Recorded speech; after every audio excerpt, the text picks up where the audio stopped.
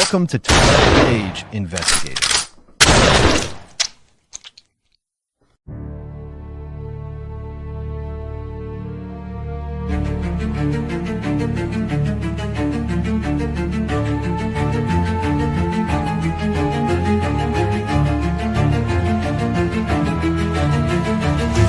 In the shadows where the truth hides deep,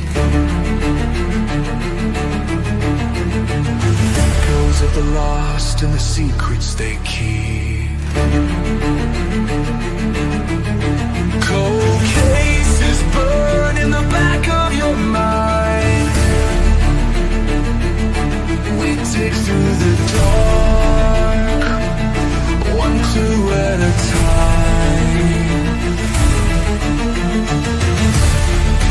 This ain't fiction, this is blood, this is truth. 12 Gauge Investigative, justice uncaged. We ask the questions they're too scared to say, shining a light where the guilty pray. From killers to whispers, we won't look away.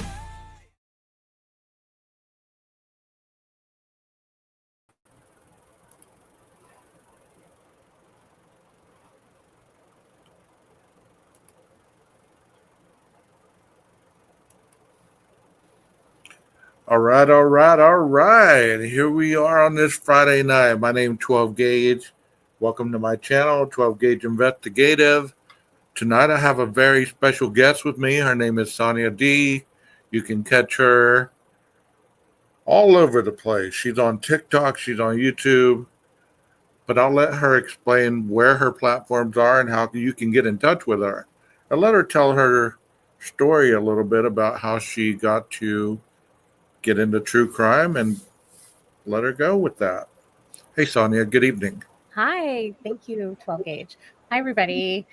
Wow, Common Sense hasn't seen me before. Hi.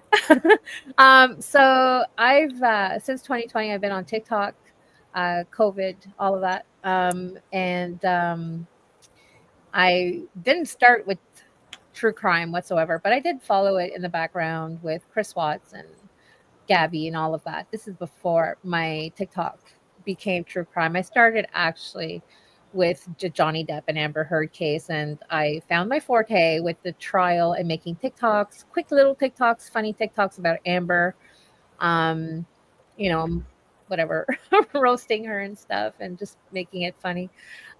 So I started there, and then Idaho came, and then I've been invested in this case since then, and now other cases as well. So my TikTok has gone from being a like comedy, seductive niche to a true crime niche, and a little bit of mix in there as well.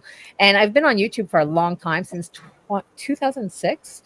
I'm doing vlogs and recipes, and I have a whole bunch of videos in my playlist, and like in all my page, like old stuff, riding my bike, my e-bike, all kinds of stuff. But I've turned that also into a true crime niche, like I would say in the last 2 years.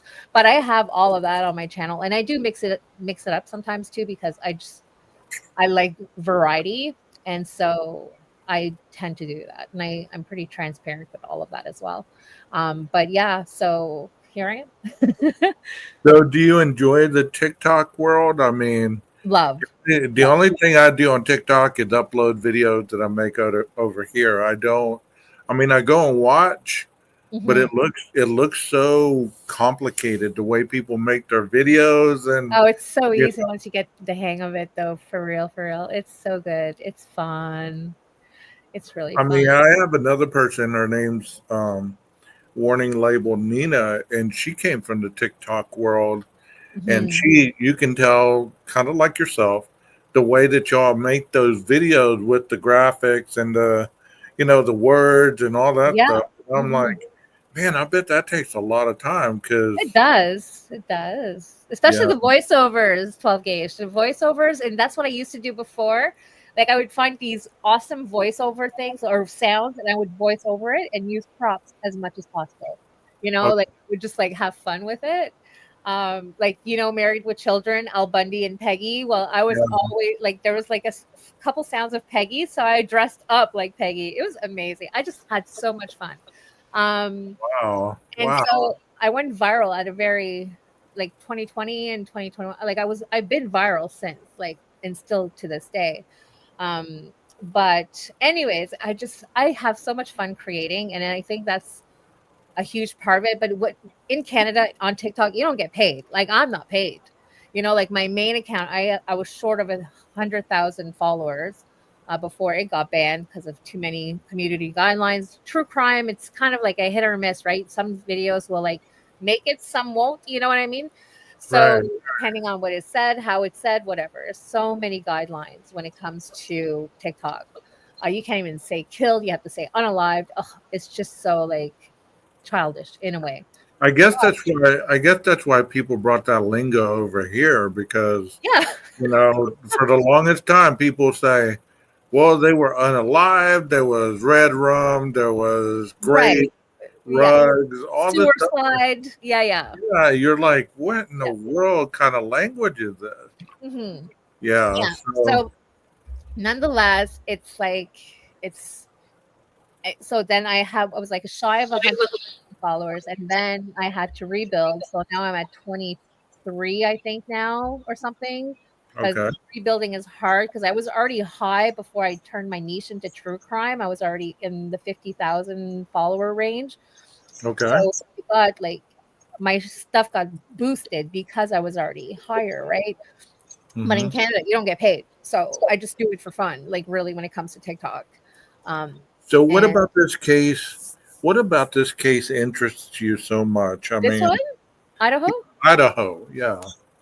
Well, my friend from work, she came to me. She's like, Sonia, like she hyped it up. Like day 3 after it happened, she came to me. She's like, Sonia, she's here in Canada with me, and I literally work with her. She's one of my best friends, and she's like, have you heard about this case? And I'm like, no, what case? And then she told me about it, and then so I that morning, because she told me at night, so that morning I started searching, and then I just the whole storyline of how they were sleeping, and how it was one person, alleged, and then uh, just the whole storyline. Idaho students, I was drawn to it. Like it's not like, and I'm usually drawn to certain cases. Like I'm not drawn to all. Like I wasn't drawn to the uh, Richard Allen one, Delphi.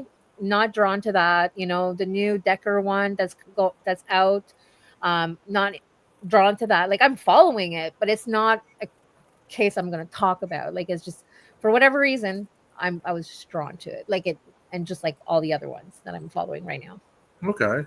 Do you believe that it's possibly because there's so many murders at once? Like, when there's the Travis Decker, there were 3 little girls that were murdered, but Hmm. the I guess the severity and how people can put themselves in that place. Like you go to sleep one night and somebody comes in and kills you, and I guess Yeah. that's the fear factor of it. You know what I mean? Like Yeah. the unknown. There's so much unknown that you know it did captivate the world. I mean, it really did. Yeah. Oh, yeah. And that's why I went nationwide, right? Just like even Valeria Marquez in Mexico, and Lily and Jack, like now it's turning into a criminal case. Hmm. So I mean, yeah, but they're in Canada, so we're not going to know much more about it. that's interesting that you brought that case up about um, Marquez or what's her name, Val- Vasquez. Valeria Marquez, yeah. Yes, yes. The That influencer. that TikToker that got killed while she was streaming at her Yeah. boutique, right? Yeah. Yeah, I Uh, have that video right here. Very slowed down, really slowed down and flipped as well. So when you're walking into the boutique, I say boutique because I work at a boutique on Sundays. I am saying exactly the boutique, the salon. Um, mm-hmm. when you walk in, she had her TikTok video. She was on live on TikTok, so it was reversed, inverted, or whatever. It wasn't like the original way you would have seen her when you walked in. Right. So I flipped her and then I slowed. Well, my friend did. My bestie, my true crime bestie, she did that. And so now I have the video all slowed down, and there's so many things that I didn't see on the original because it was so fast. But slow down, you see so much more. So it's so sad. It's so sad, and I don't know that she's ever gonna get the justice, which is sad. I Really mean, sad. have they even named any possible suspects at No, all? no, Like, no, not, nothing. that's No. terrible. No, and I don't say the word because I've been sharing the story and stuff. But the C word, it's very possible that that's involved. So it's not going to be, Oh, you okay. know, I hear you. you know what I mean. But Yeah, I hear you. yeah. Well, tonight I want to go ahead and start discussing the Idaho case a little bit more and Yeah. to be able to deep dive a little bit or just kind of, present what it is that many people have probably seen, but it's always intriguing to discuss it, Right. And get Um, other people's perspectives. Yeah. yes, and you sent me a video that you did a reaction to, and I'd like to start with that. I sent Um, you the actual one, the actual trailer. Like if I don't think I don't know if you want to share mine, but I sent you the actual trailer from Prime okay, Video. So I mean, you can pause it. Don't play the whole thing because of the copyright stuff there, but like cut it off like quite a bit. Like let me put a button for you up here. no problem. There you are.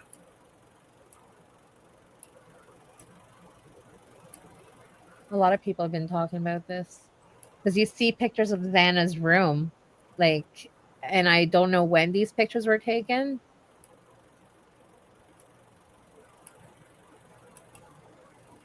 But it flashes, so you'll have to like pause it.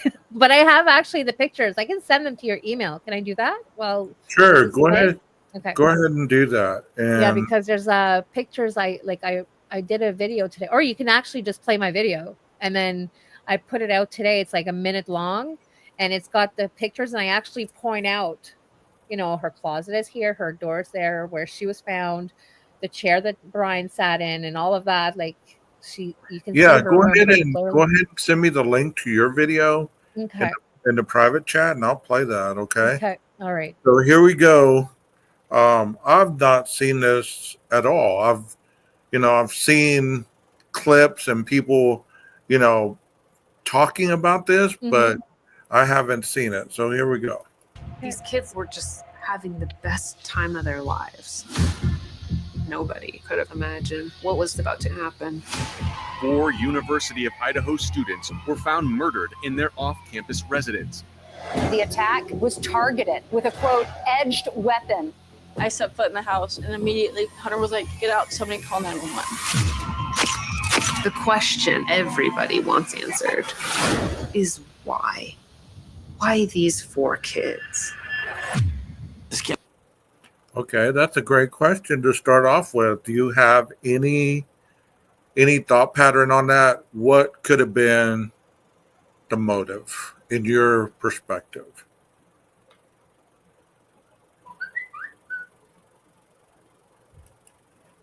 You're muted. Sorry. All right, I muted myself for the video. Gosh, the motive. They're all saying it's Maddie that was targeted. I've always believed it was Maddie.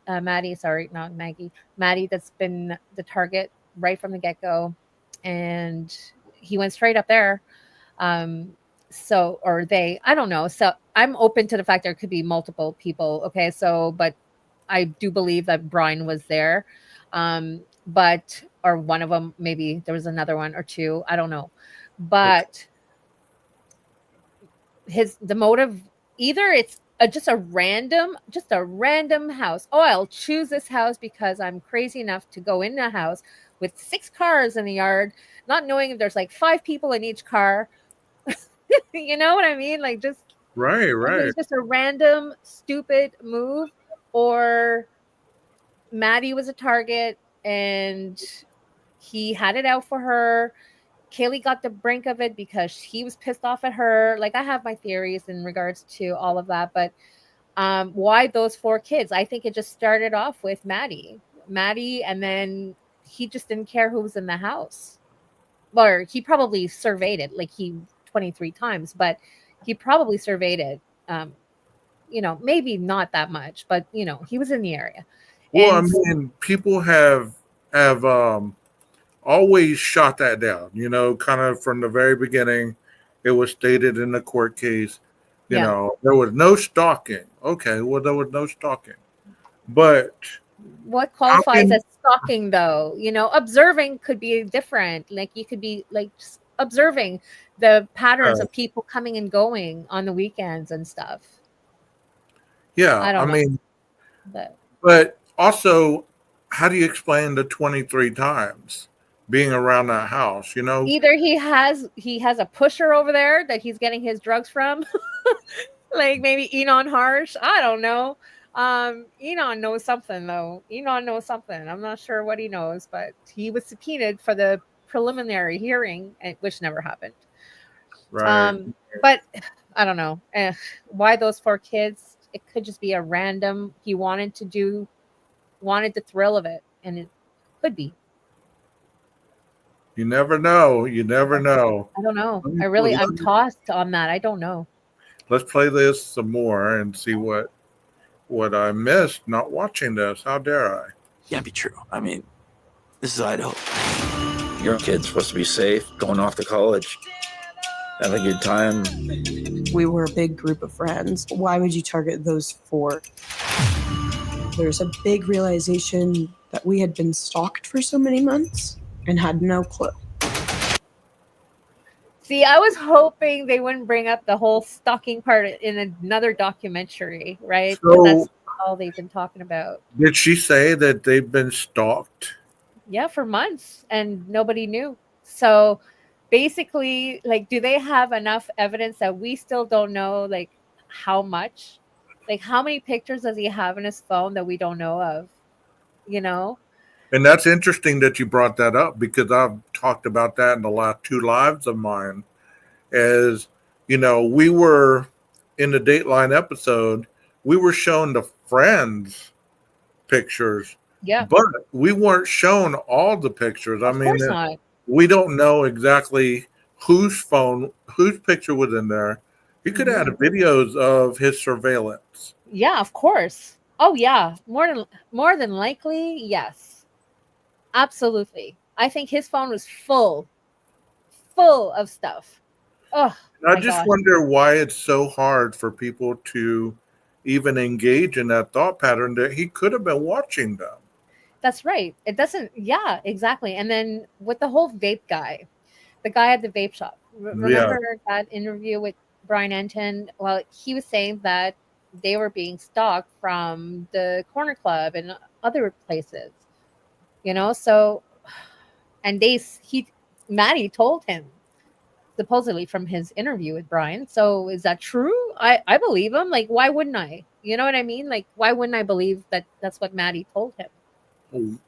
And the question is, what would make him lie about that? What No reason. that's what I don't understand. A lot of discussion on YouTube. It's like, well, we don't understand it. We don't make, it don't make sense. Yeah. This person isn't trustworthy. This person, wasn't trustworthy, saying this and that and the other. Yeah. At what point you got to ask yourself, what is their motive to lie about it? No reason. Like, not that guy. He was like interviewed right after. Like a Man, couple days later. that was a huge statement right there, Sonia. She said we didn't realize we've been stalked. Yeah. And I pointed that out last night. I'm like, oh, but I didn't go into great detail. It's good to talk about it with somebody else, because I'm like, okay, so I was like hoping for another documentary. Like, that wouldn't be talking about the stalking narrative. You know, like I wanted to hear Right. something different. But now it seems like that is going to be talked about. But maybe they have more evidence, like I said, like of so many pictures that he might have taken of the house that he could have. Well, we You will know? definitely dive into that here in a minute. Let's watch. Yeah.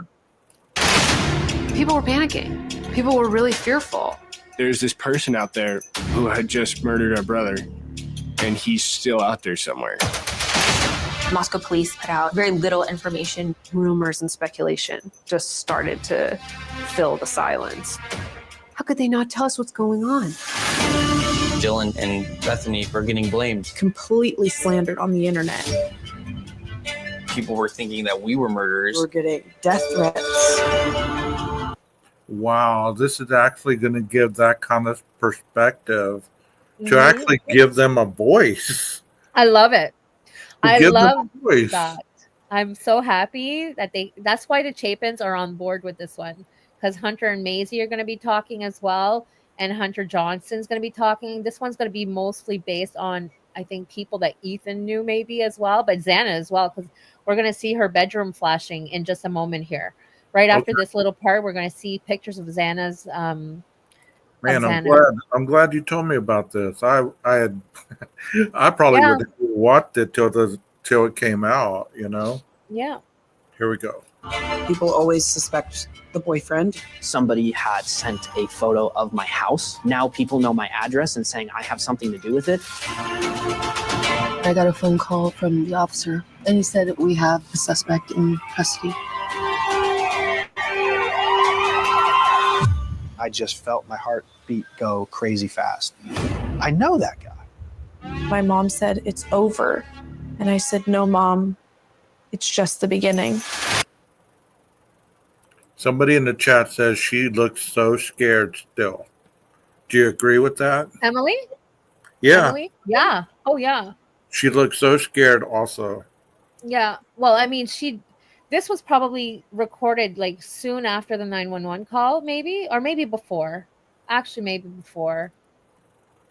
Probably before, maybe like last year even. I don't know when these were recorded, you know, but she does look scared. Is that maroon-haired girl the birthing hips girl, Texas? Is that who you're talking about? I'm not sure. Is that who? Is that the She's not in maroon-haired- here. She's not in Oh, here. I don't think so. It's a different giror. Okay. Well, I don't know. The maroon hair. Yeah, maybe that's who he's talking about, the birthing hips one, but I don't think she's in this documentary. I don't Okay. foresee anybody except for that one guy saying that, oh, I know that guy. I knew that guy. So I think he was a classmate of Brian's or something. Oh, okay. Okay. So we missed the room part. It went really fast. I might have been sending you something while it was flashing. But anyways, I sent you the link on the private chat. We'll watch yours. You said you have some on yours, right?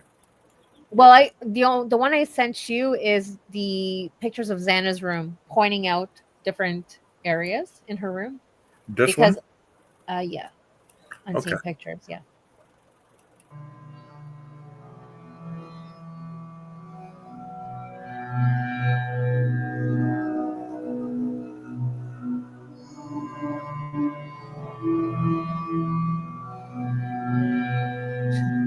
Such a short video, and I put my intro in there anyways. Eh? Oh gosh, I remember a person said like, "Oh, okay, okay." So you can pause it. Okay. Yeah. So you wanna tell us what we're looking at right here? Yeah. So this is one of the pictures of Flash, which is clearly Xana's room because you can see Xana's picture wall. There's a ton of her and Nathan on there. Her and Maddie. You know, so she's got a little shrine of her most favorite people. And you know how at the beginning there was talk about combo locks and stuff. You can clearly see her door handle is a little gold one. There's no combo lock. Yeah. And in her vanity, was it with you that I had mentioned that I had a feeling she might have been eating her DoorDash at her vanity? Yeah. It was with you, right? Okay, so But anyway, so I saw this picture. I'm like, look at her vanity. She could have been eating there if she had time to eat. You know, I Because don't think. this is the front of the house, right? Yeah, that wall right there. Yeah, because on your left, you see. That's the next picture. Actually, if you yeah, you could maybe go to the next picture, unpause it, and then you skipped it. I think it too fast. Too fast? Okay. Yeah, because there are only 4 seconds each.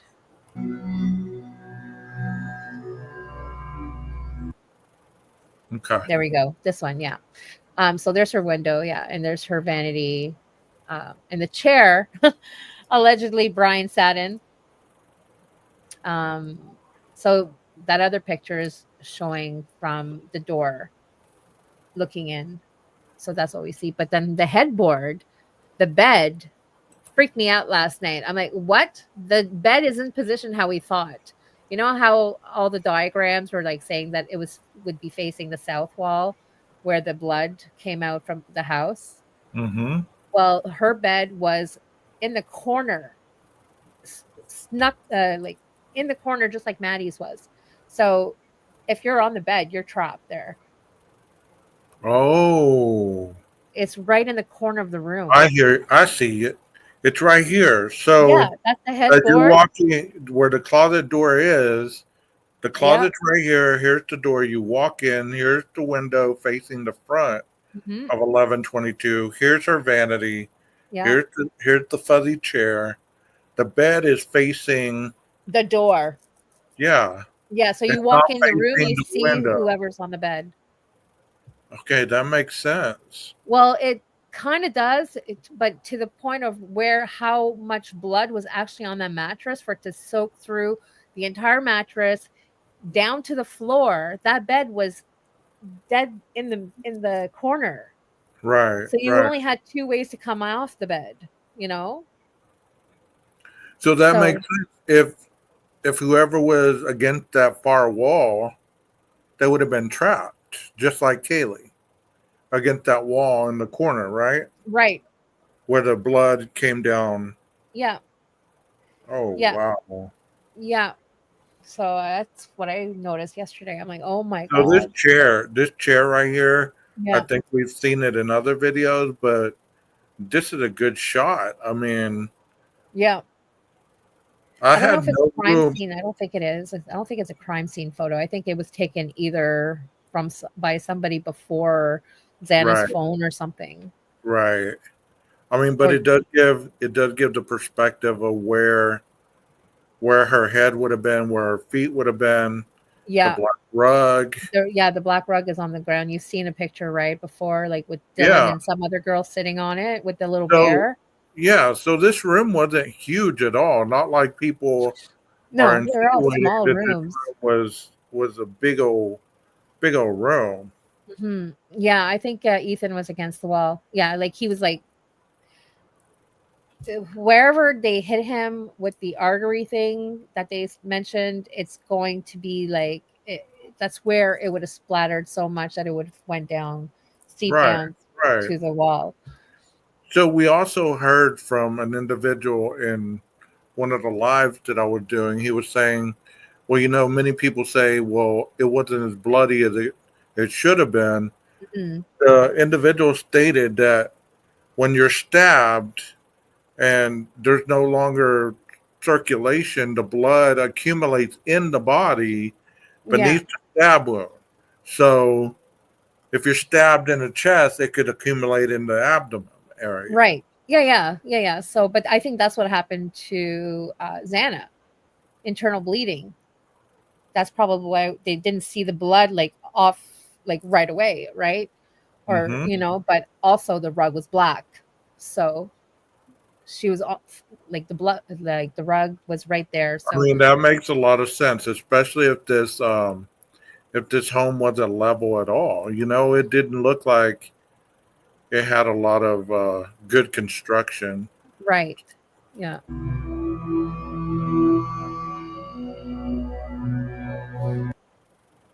Okay, yeah, hallway going to the bathroom in Xana's room. yeah. The This is the staircase. mini bar. Okay, I know where this is. Yeah, Staircase going down the first floor. yeah. Yeah, so that's it. That's it for the video. But it was just to kind of point out where those little areas are, what they are, and kind of put another perspective because I was going under the impression this entire time that her bed was the other way. But I now think that I know I that, think we all were. I oh, think we yeah, all were. Just like, any of the scenarios that people would show, that bed was facing aligned with the yeah, window. even in the virtual tour, it was like that. Yeah, Yes, yes, exactly. yeah, So, I mean, instead of facing this way, the bed was facing this way, yeah. And all then the there's way, another picture. Hold on. all the way against the wall. I can maybe send it to myself. I'm just going to show you on my phone. It's going to be easier. There's a question asking where you got these images. Oh, directly from the trailer we just watched. I just screenshot those pictures. They were right in the trailer you just watched.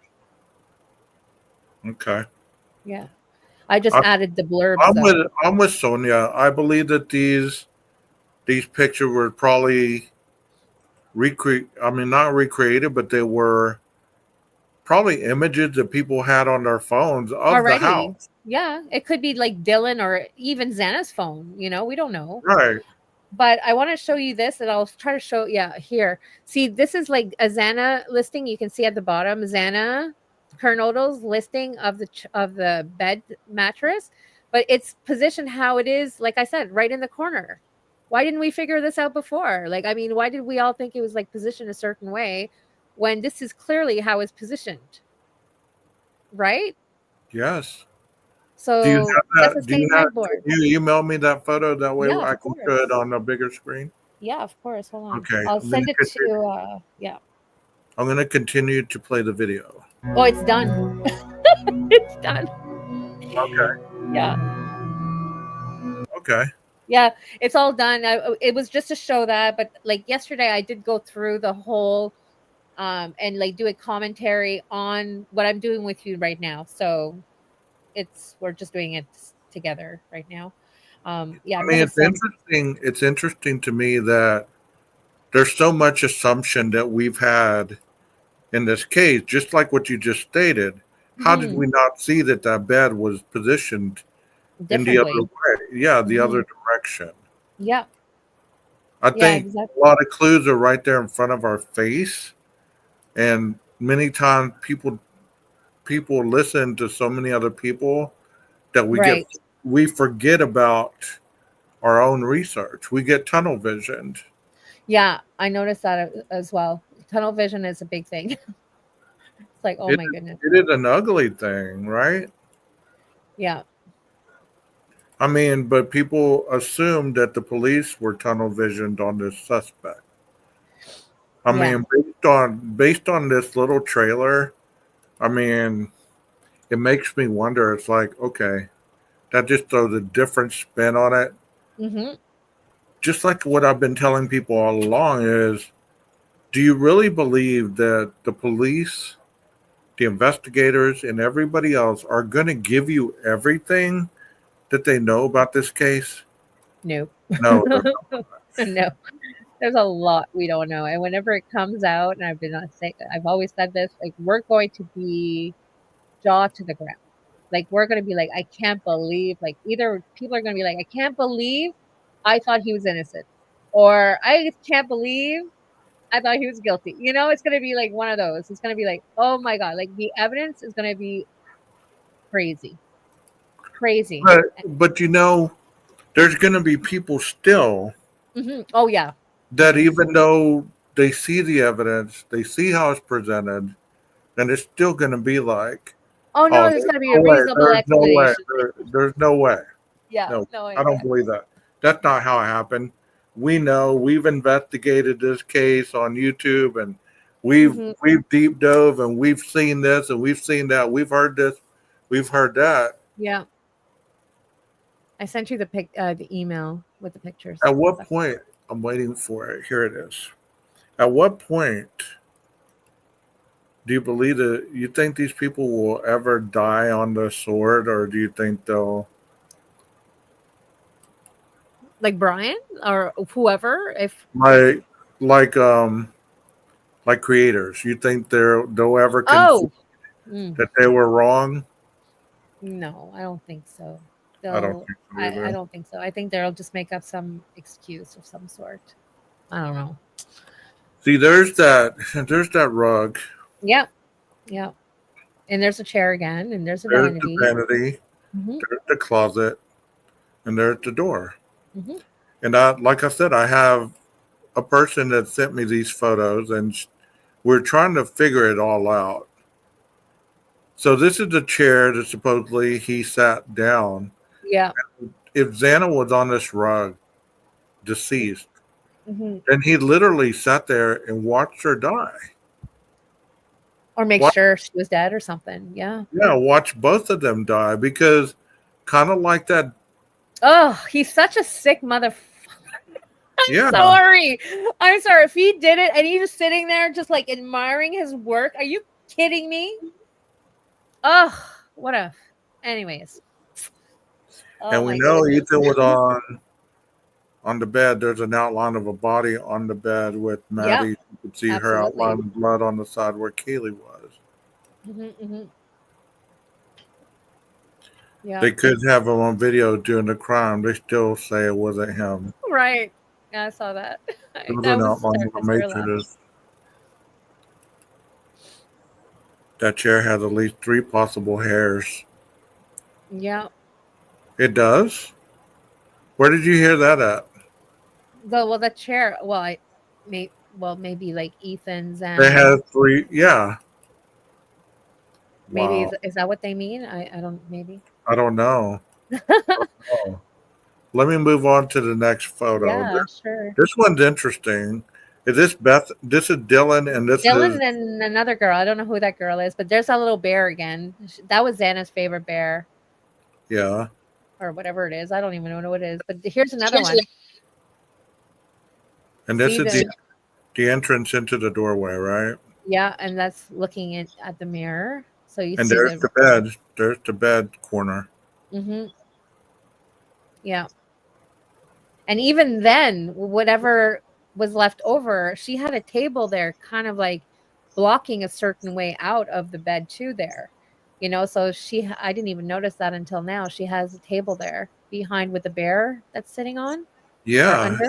She has a table there. So keeping people from, keeping Yeah. keeping the, adding I don't blockages. know if you believe in psychic, but Donna Serafina said there was hair in his car that belonged to Maddie, but she doesn't know if they found it because he cleaned. I don't know. There was a lot of stuff said in the beginning. She was saying that there was a redheaded guy in the beginning. I mean, I don't know. Who said that? The psychic, Oh, Serafina or whatever her name is. okay. Oh, Serafina? Yeah. I don't know who that is. But you know what? We've looked at this picture and nobody caught that. Nobody caught that this was the bed against that far wall. Nobody did. I've never seen this picture. Like that's why I was like, wow, I've never seen this picture before until yesterday. So I'm like, wow, cool. Good to know. And this is the ad that she was selling. Yeah. The bed. Yeah. It looks like the same room, right? Maybe it's not even the same room. Is it the same room? Maybe not. Well, here's the door. Yeah. So was she on the first floor before?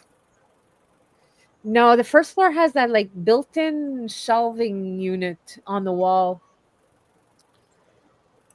And so did Dylan, supposedly. Yeah, I believe that she was in this room. But is that the same? Maybe it is. It's got the door handle. Yeah, it could be very well. Maybe it is. Yeah, I'll go with my gut. What it told me originally that is. Yeah, the room. because there's that drawing that she has up. Yeah, but oh wait, no, this might be a different room. 12 gauge, maybe a different house, a different area. Huh? Because.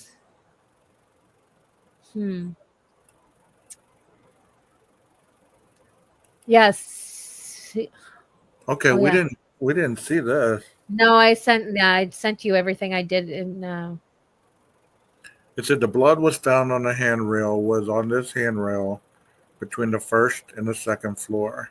Whose blood is that, and why was it not tested? Did the perp leave from the front door after all?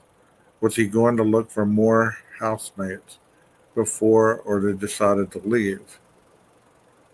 Yeah. That's creepy looking right there. Right. And then I put out a TikTok of investigators looking up towards that staircase. And I was like, is there blood on the stairs or something? Like, why? Like, he wouldn't open the door all the way. I guess it was the first initial look inside the house. And he was just like looking. And I could tell, like, just how he was looking. He was either looking at the handrail, but for whatever reason, I thought the handrail would have been on the other wall, not this one. So, anyways, he was looking to the right. So, was there something on the wall too? I don't know. There was something on this staircase that had them very interested in that staircase. Right. I don't know, but I always wondered, did So they go? here's that But see, it's picture. right above the headboard, and on the other picture, it's not there. So I think it's a different room that she was in, maybe before she moved to 1122, whatever room she had at the time, and she sold her mattress. I don't know. I don't think it's the same room now. I think that's an awesome shot, though. It is. Yeah. So you have this picture or this screenshot without the words? Yeah. I don't know if I sent it to you. Maybe Let me I didn't. I'll send it to you if I didn't.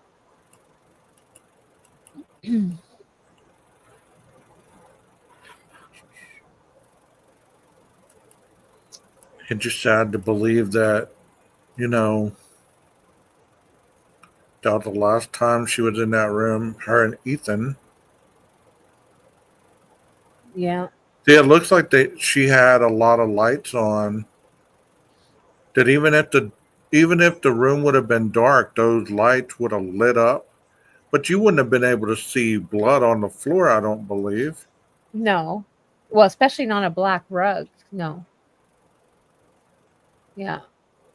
Yes, I sent you the pictures now without all the blurbs, just taken from Okay, let me look. the trailer. Just,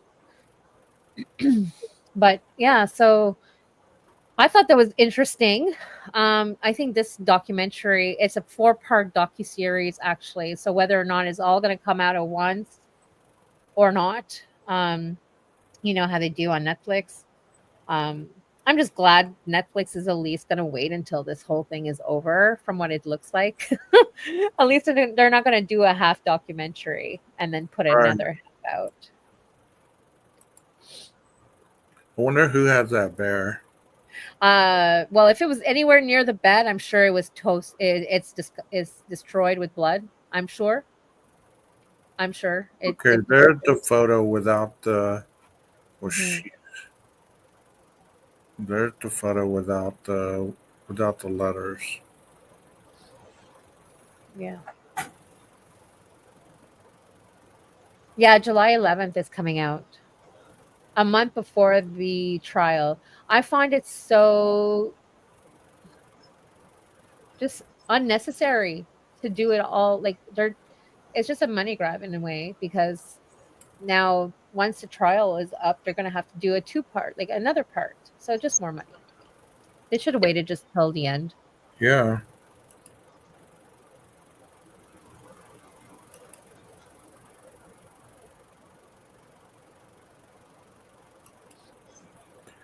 That's an interesting photo. That really is. I mean, you could see so much stuff in there, like you pointed out, as far as the headboard.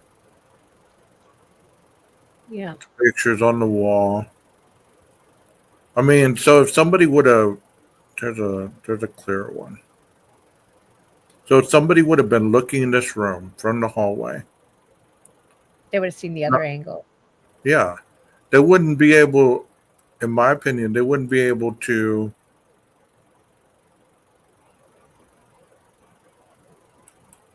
see. They Like would you're have seen looking this. at like this, yeah. They would have seen this angle, yeah. How could you tell that somebody's dead on the floor? If the door is held like this, you would have seen somebody, but you wouldn't have known. You know, it's Santa's room.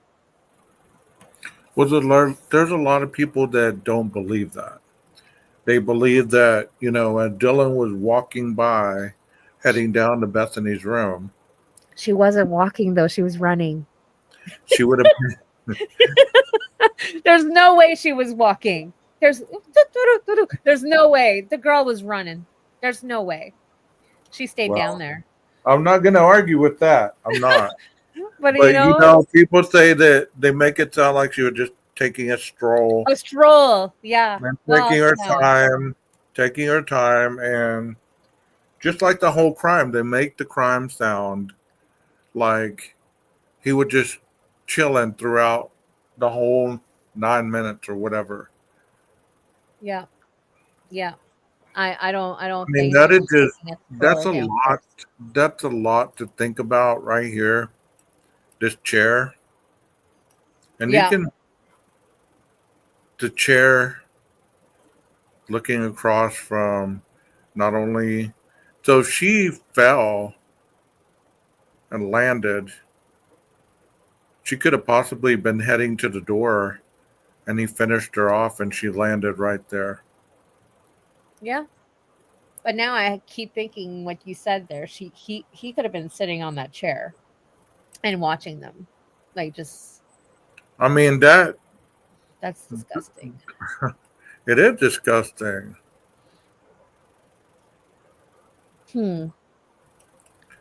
Where did y'all get that this was recreated? Who said that? Because these pictures are originals, I believe, that were used as, showing the actual room. I don't know where y'all got that it was recreated. Who said that this was recreated? Yeah. Bethany and Dylan were not at a hotel that night. Yeah, they they weren't at a hotel room. They weren't.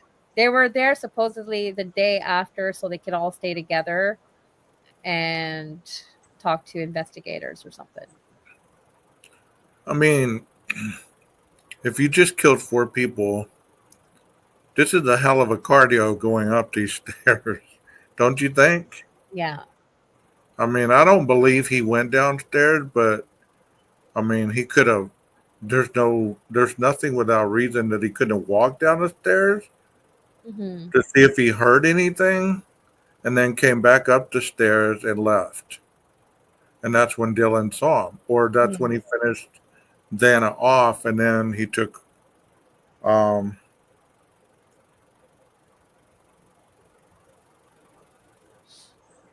you can bet what you want. I mean, I don't know, and unless you've been shown the originals, it isn't my post because I don't have Facebook. So you're saying there's someone in there with my name, Rebecca Bruce. Well, I don't know. I don't know about the recreation, but this looks, pretty legit to me. Yeah, it does. To me too. I don't think they're recreated at all. This looks like. I mean, what to say? People didn't just stand at the bottom of the staircase and take photos. Like even these lights right here. Yeah. I bet they were on the night of the murder.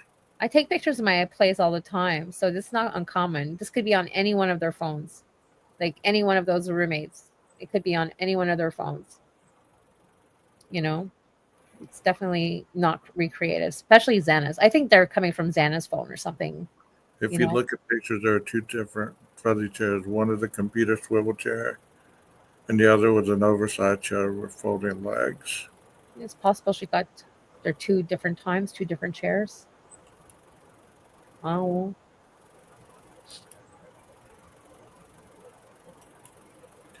I mean, in reality, does it really matter if they were recreated or if they're original? To be fair, I mean, does it really matter? It doesn't. Honestly, but I don't think it's recreated with all those pictures on the wall. Like she has pictures of her favorite people on the wall and stuff. And some that weren't even circulating online too, I noticed. Like there's a couple in there I've never seen online anywhere. I mean, because this is her window facing the front Yeah. toward the street. I mean, it doesn't matter if it was recreated or not. If it was recreated for the movie or whatever, the docuseries, then they did what they had to do. I mean, regardless. Yeah. They're not going to show at the crime scene no matter what. I mean, No, I not don't think like these you're are going to. actually crime scene photos. I mean, I thought of it. Could it be like an actual crime scene photo and what was left? Like, Right. what wasn't like that's why they have a certain angle because maybe well, it is possible too that these are actually crime scene photos. I don't think so. I really don't think so. But I mean, because of the angle we're looking at now, the blood would have been where the camera is right now. Anyways, it's probably not that, but Right. I don't think it's recreated though. I think it's coming from somebody's phone, like an actual picture. See this looks. See the difference in color. It looks like there's like a cop outside. The difference in the Yeah, photo. see, See that one to the other one. It's almost like there's a cop outside. So this could be like a crime scene photo, but based on what because I don't think her whole room would have been filled with blood, right? right. But perhaps where this photo is taken at the end of the room by the bed, maybe, but I don't think so. I think no. But I mean, this chair is right here in front of the vanity. I think they're having issues with the chair. This right here. It's well, not in front of the vanity, but I so mean, it's swiveled. It's swiveled. You see the other side now. The other one was the back side that we saw. This one's we're seeing the actual seat. The other one you don't see the seat. You see the back. yeah. But just okay. So is it like straight across? It's kind of straight across. It's got a little like it looks If cloudy. these are crime scene photos, they could have moved the chair to get in here to get Xana out. Yeah, You know what I yeah. Well, the chair moved for sure, but I don't think they're actually crime scene. Because see, this picture here, that was right on the bed, so I don't think those were like crime scene photos, in my opinion. I just like threw that out there, Right, right. but I mean, in reality, does it really matter? it doesn't. It was just to get their It point does across not. at the same time. But I do think that that is how her room looked because based on the picture of Dylan sitting on the floor by the black rug, you see everything and how it looked Yeah, as you it do was. see the headboard on the left, and I think we've been all conditioned to believe that that bed was facing that window South straight ahead, wall. Yeah. and that's not true as far as these pictures are concerned. Hmm. I mean, that's what I'm talking about. Is like we get so fixated on these little things, where in reality, those two people that lost their lives in that room, who really gives a shit if the photo was Right. real or if it was recreated? It's Yeah. really not that big of a deal to me. I mean, it could be to other people, but to me, two people were viciously, brutally murdered. Yep. Not only in that room, but in the room upstairs. And there's a lot of individuals that won't let it go. Where how could she have gone by that room, saw Dylan on the floor, and not stopped and helped? No, she was scared. Like, I mean, at one point, I was against Dylan. So, but I'm not anymore. So I've like come to terms, So, like there's so that's a good thought. That's a good thought. What made you against Dylan? what oh, originally she was my first like, oh, she's suspicious. She's like I don't have a good vibe from her. With the whole mask picture with Quinn, that didn't help. So she was my first, but it didn't last too long. But I always felt, even to this day, that she was different with them. Like I just feel like she was maybe fake, maybe not, but I still don't get a good vibe off of her. Like, but does that make her a murderer and knowing exactly what happened to her roommates? No. So Right. I kind of squashed that. I'm like, okay, you know what? And so I stopped a long time ago thinking she was even You anything know, like that. in the beginning, I was on board with the two teams. You know why? Yeah. because I was fixated on that parallel crime. They were saying this was a parallel crime. So I thought, okay, there were two crimes going on at once. Not necessarily at the same time, but one happened first, the other one happened second. Two Mhm, teams. mhm. You know what I mean? Yeah. But the more I got to thinking about it, it's like, this isn't Hollywood. This isn't a No. movie. This isn't something that you try to make these scenarios fit in your brain in order for it to be real to you. Either Yeah. you can see people that died there or you can't. If you can't envision that people are actually dead that lived in that home, then nothing anybody says or how they present it will ever make sense to you. Right. Nothing will. Yeah. Nothing will. When they do the recreation when they do, I know they don't like to call it the dollhouse, but when they do the model house, do you believe that at that point they're going to show the Pharaoh scanning and you're going to be able to see the, the locations of the bodies, where they were found, how they were found, how they were positioned? What's your thoughts on that? I don't think the doll. Well, I never thought of it actually, whether or not they were gonna have like actual like the whole setup. I wasn't thinking about that. I think they were just using the model house just to show the layout of the house. I guess if they needed to, like Thompson said, I guess, Right. just if we need to show, oh, she was over there, so they could kind of get a perspective since they demolished the house. Right. Right. But that's a good point. Like, I don't know that they're good. I don't even know if that's allowed in court because that wouldn't be like a. I don't I know. mean, I the don't know. Pharaoh scanning is definitely going to happen. I believe that they're either going to watch this on a screen. I don't believe that the 12 jurors would have, virtual reality glasses on, Right. Yeah. but I'm sure they're probably going to have, a screen showing it, and it would be beneficial to have that model right there to actually show with a pointer or something, Yeah. opened up to Mhm, mhm. show, okay, well, this is where these two were found, and this is where these two were found. This is where Dylan's room was, and this is where Bethany's room was. One thing that I have to ask you a question about Yeah. is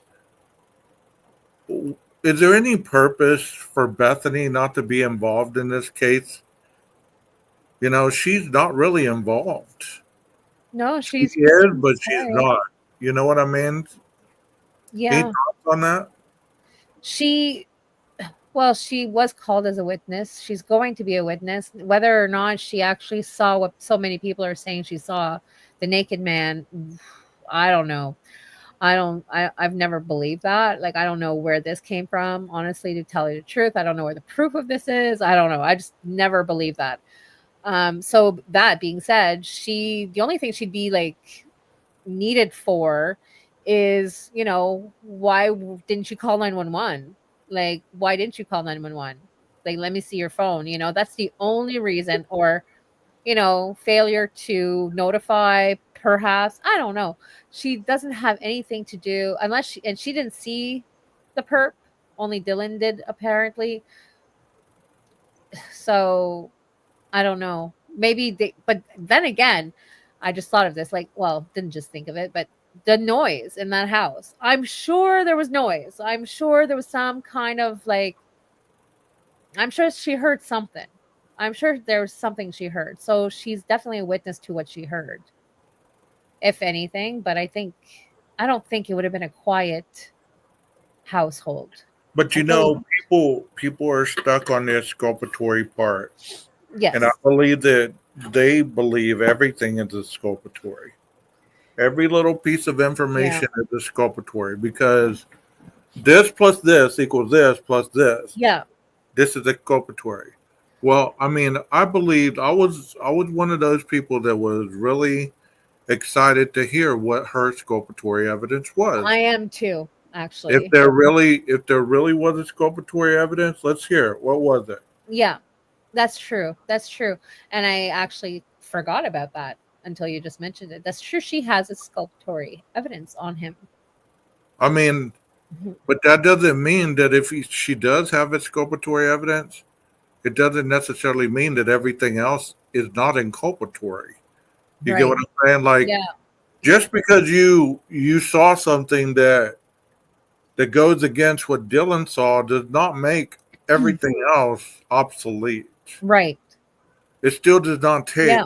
DNA Yeah. off the knife sheath. It still does not No, that's right. placate the 23 times around Mhm. the house. It does not placate the evidence that was found at his house. Does not, Yeah. placate the evidence that was found at his apartment.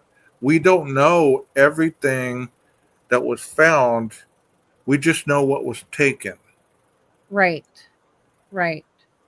I mean, And and you, that sounded silly because surely we'd know more, but they don't no, have to. They don't have to tell us everything. They don't have to tell no, us everything. that's right. I just don't feel like they need to at all. Like we're gonna find out at trial. Less Yeah. than 2 months. I mean, it is coming quick. Do you believe that the judge is going to grant a continuance or not? No, no, they're not. He's not going to delay this. I don't believe so either. No, I've talked he about wants that. it. He wants it. He wants it started already. I believe. I just feel like he just wants it started now because he knows it's going to be a long 3 months. Okay. And I believe that in these 3 months, there's going to be a lot of. I mean, it's almost like watching a sporting event with some of these people. It's like they're cheering so hardcore for something that can smear in your face. Like, see, you're stupid. You believe this and you see that. And how could you be so dumb to see Yeah. this and not see how I see it? Yeah. It's because we're individuals and we don't have to all be clones of one another. Right. Yeah, and I've never gone about the Idaho case, and now every case that I follow, with one set view. Like it's always better. Like they need an impartial jury, and I always felt like I would be a perfect impartial jury. Like I could just go in there and take both sides. Okay, prove to me why. Prove it. Like don't just tell me. Like just I need to see it. Give me the evidence. And if I Okay. have the evidence, then okay, fine. So Okay, that's so why you're capable of doing that. You're able to do that. yeah, like that's And why like I'm open to the fact there could be other people, and Brian was also there. I'm open to that. Like I'm not close to it. I'm not close to well, I'm close to a lot because I don't go deep down the rabbit holes. I'm close to a lot, but there are some things that like the alternate perpetrators. Like I just don't get why they wouldn't test the other unknown male B and D. Like why not? Um, I don't know, but and the four brothers, like the four brothers, who, the whole Brent Kopaka thing, um, that's a big thing for me that I still believe in.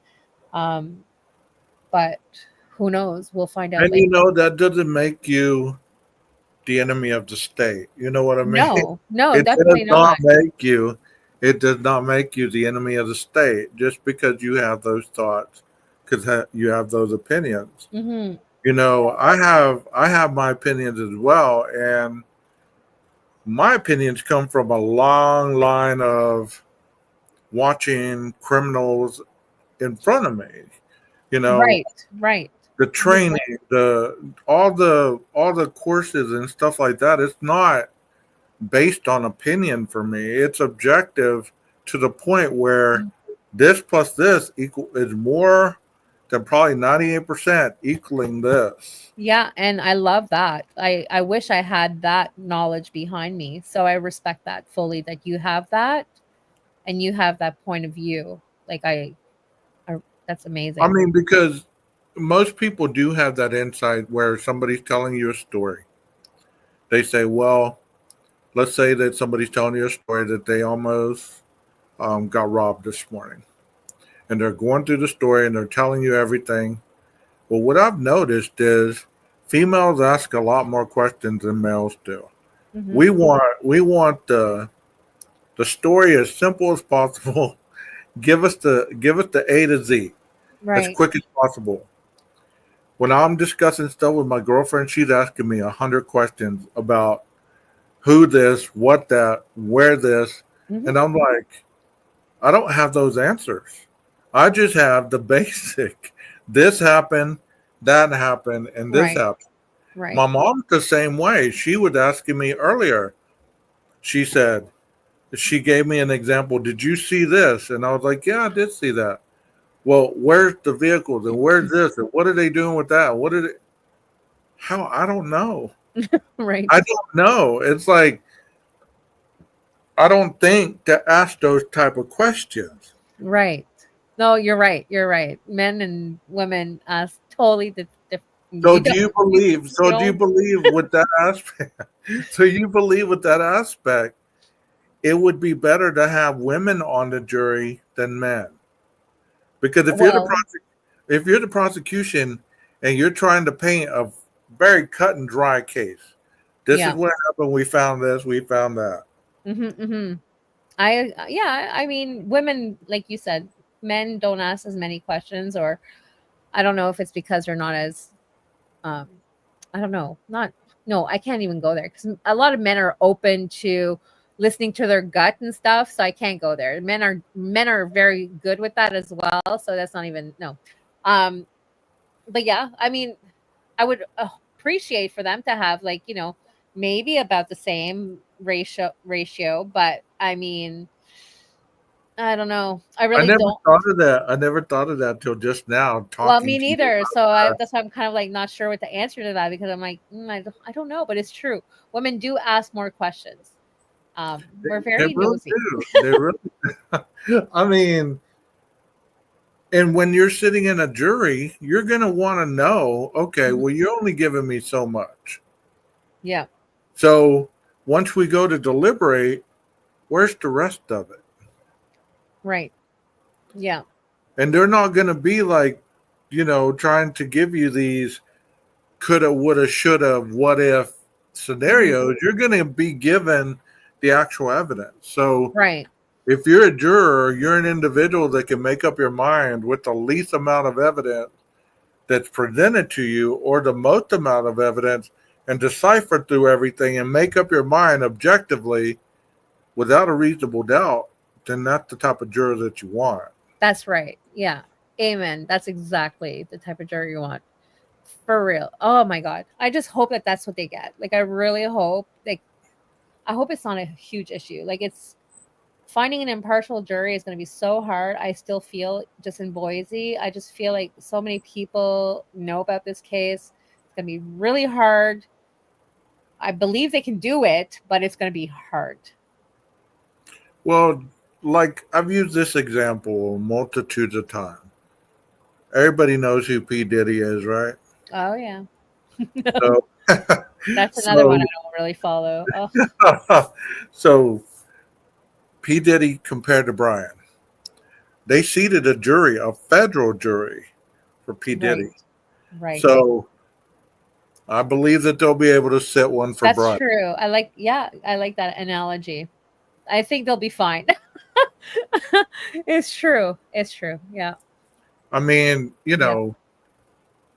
I try to be, like, I guess that's what irritates a lot of people is like my thoughts are very cerebral. They're very cut and dry. It's like it goes from this to this to this. I'm open to see other avenues, but if those avenues don't really match Mm-hmm. the consistency of the flow in which I'm thinking, it's not that I don't agree. It just, okay, well, I'm going to go find my own answer. Right. Yeah. That's one of the reasons. That's one of the reasons I made my channel is because I got tired of following other people's scenarios. It's Yeah. like, okay, I'll follow you so far, but then, okay, I can't drink any more of your Kool-Aid. Right. Yeah. I'm Yeah. choking on your Kool-Aid. That's right. Yeah. That's why I prefer, like, I've always gone I've always leaned towards, like, gosh, whenever he was arrested, I made a meme on TikTok. Like, the day he was arrested about him getting the death penalty, the day he did it, I'm just like, you did it. You did it. And then I put a freaking meme out there. It went viral real fast. They're like, innocent till proven guilty, bitch. Like, Yeah. whatever. Like, I'm like, my gut tells me he's guilty. And so along the years, I've gone like, okay, let me be logical. Maybe logical would be, yes, he was able to do it all within those 9 minutes or whatever. I believe he was able to do it with the adrenaline, everything he's studied. I'm sure he's able to do it. So I just feel like, I don't know. Let me ask you about the autism or the mental health stuff. Yes. Do you believe that as far as the autism, if it's if it's brought up, do you believe that the autism will be a litigating factor to possibly lead to not guilty? No. No, I don't think they're going to even. I don't even think that's even going to come. It'll come up, but I don't think they're going to spend more than a day on it. Like, honestly, like, in my opinion, I don't think it's even. I don't. Maybe he is. Is it proven that he's diagnosed? Was it proven? I maybe I missed that because I'm not. There's been experts. There's been experts that they're going to call to be able to. I mean, that book that I was just telling you that I finished reading. Mm-hmm. They were talking about him being diagnosed with OCD, ADHD, and the autism. Okay. So if he's been diagnosed with OCD, ADD, and autism, how is that going to affect his mental capacity to potentially carry out a murder, much less 4? You get what I'm saying? Yeah, but adrenaline makes you do crazy stuff, and Of course. maybe he was high on something. We don't know that. He didn't look very whatchamacallit, sober on the picture in the shower. Like, like when I look at it, I feel like he looks high to me. So, I mean, he looked like he was high on adrenaline. Like you said, yeah. He looked like he was very satisfied at something that he just did. Mm-hmm.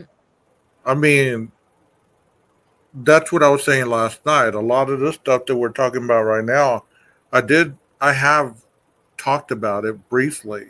We've Mm-hmm. talked about the pornography site searching that he did.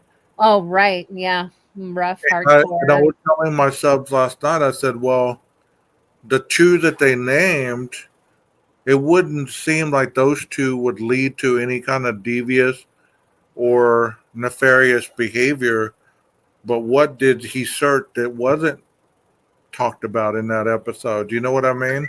Right. So if he was searching any kind of deviant pornography that equaled anything of what happened at 11/22, then we have a problem. Right. Yeah. I don't know. The searches that he did, I mean, like, of course, like you said, they're only going to tell us a certain amount, right? We're going to find out so much more when come trial. We're going to find out so much information. I mean, at that point, are you going to be? Did you watch the Dateline episode? Yeah. Oh yeah, I've watched them all. Okay. What part of that Dateline shocked you, if anything? Any part that you heard them discuss that you were like, oh my God, I didn't know. His Ted Bundy searches, like, I knew he liked Ted Bundy, but all the Ted Bundy things and the copycat poses he was doing, the audio from 1112, which was very like short. I don't think that's half of it. I think that's just a little tidbit of the dog barking. I don't think that's half of it. But really, like, what really jumped out at me is the fact that, like, and also this surveillance footage of the car speeding off at 220, that, and almost hitting somebody. Like, I don't know if you noticed that, but I noticed that as well. I noticed it, and I'm like, whoa, because at least I see a person like moving over, like whenever he like speeds off, running off King. But all of that really like stood out at me. But again, they always talk about the stalking narrative, and that's what they did again in this one. And now it looks like in this one again, the next one, July 11th, they're going to be talking about that again. So is it because they're like pushing the narrative out, or is that because that's what actually happened at this point? You know, I just wonder, what are the odds of a white vehicle or even a resemblance, if you don't believe that was the Elantra, yeah. what are the odds of a car circling a neighborhood that many times at the same night? Right. Even if you don't want to believe that was a white Elantra, if you just say, okay, well, that was a vehicle that could have been the Elantra. A green one. A green Kind of like the defense attorney that I was reading in that book. He said, I mean, this is how I could have turned it around. Yes, it could be an Elantra, but it wasn't his Elantra. Right. You get what I'm saying? It's like, yes, I was there, but that wasn't my knife sheath.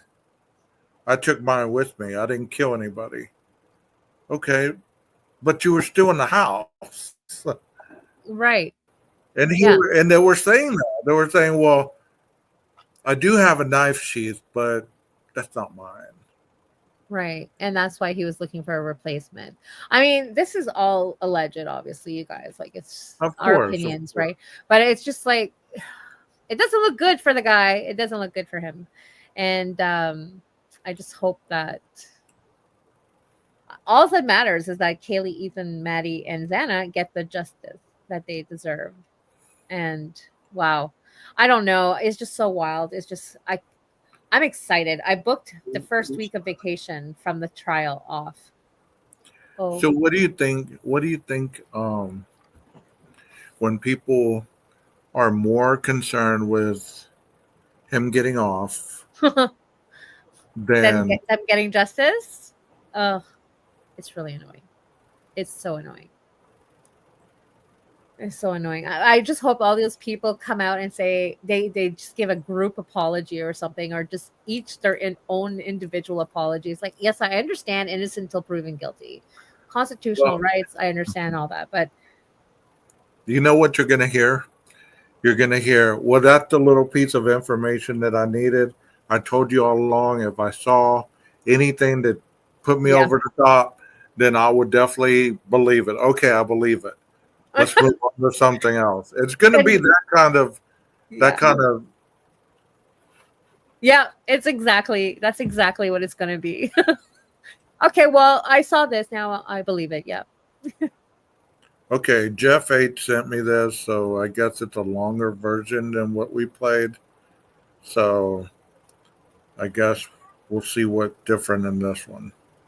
It's a first look at a new docuseries revealing what happened the morning after 4 University of Idaho students were murdered in an off-campus home. Nobody could have imagined what was about to happen.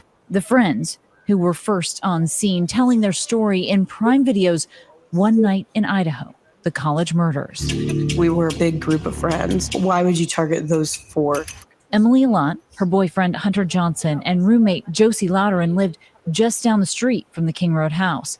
And on that November morning, they say one of the surviving roommates called, saying she was scared, asking them to come over.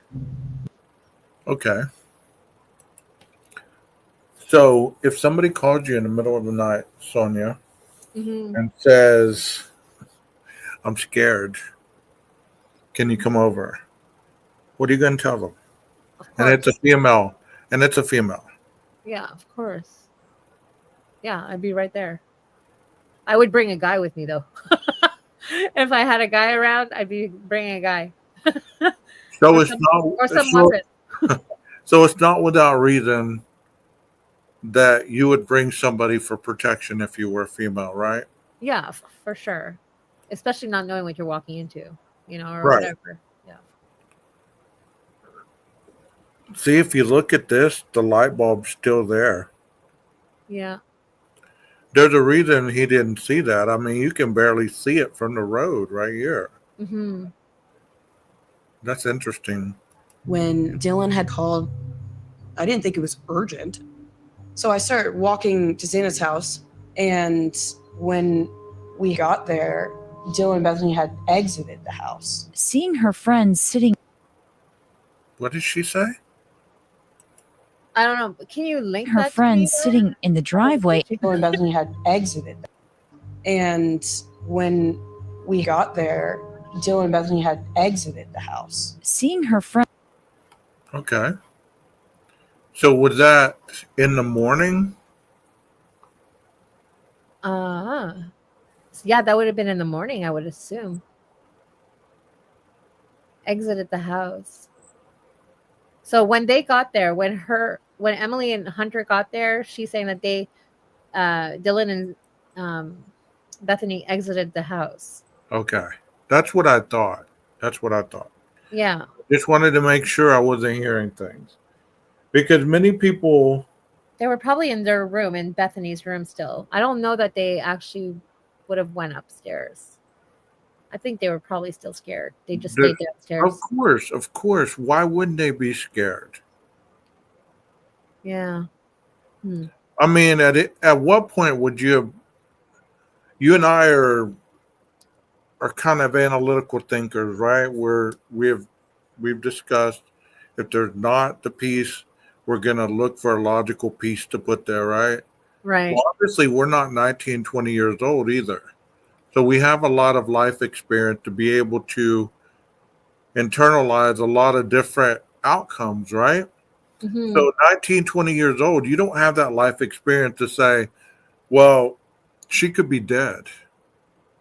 Right. She could be, that person that I saw last night could have killed them both, could have possibly killed my roommates upstairs. Right. I mean, am I being too literal, like to assume that they wouldn't have this life experience, or would it be more apt than not that they wouldn't have this life experience? No, I think you're right. Well, yeah. I mean, look at how they were talking to the 911 operator. They weren't giving, she didn't give any kind of gory details like, oh, I walked past Xana's room, I saw blood on the floor. No, she said, we saw a man in the house last night. Yeah. You get what I'm saying? Yeah. It's not like she was going into a lot of detail. I ran by Xana's room. I saw her laying on the floor. I thought she was stabbed to death. No. Yeah, exactly.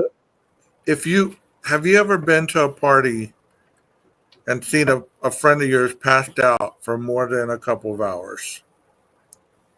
I might have thrown a few parties in my time. That's happened. Okay. I was 15 throwing the best parties in Lustville. I was like having and there was a few people that were passed out. My dad grabbed one of them by the belt and threw him outside. Okay. So anyway, I just had to share that. But oh gosh. So at any point while you saw that person passed out, let's say they were passed out on the couch, they were slumped over like this.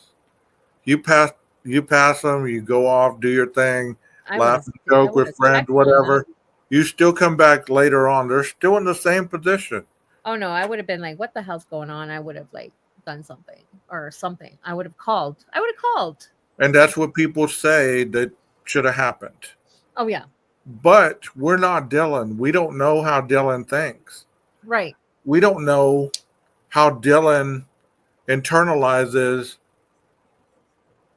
objectivity like that. We don't know that. We don't have that kind of internal knowledge to say, well, Dylan should have done this because she had this type of life experience.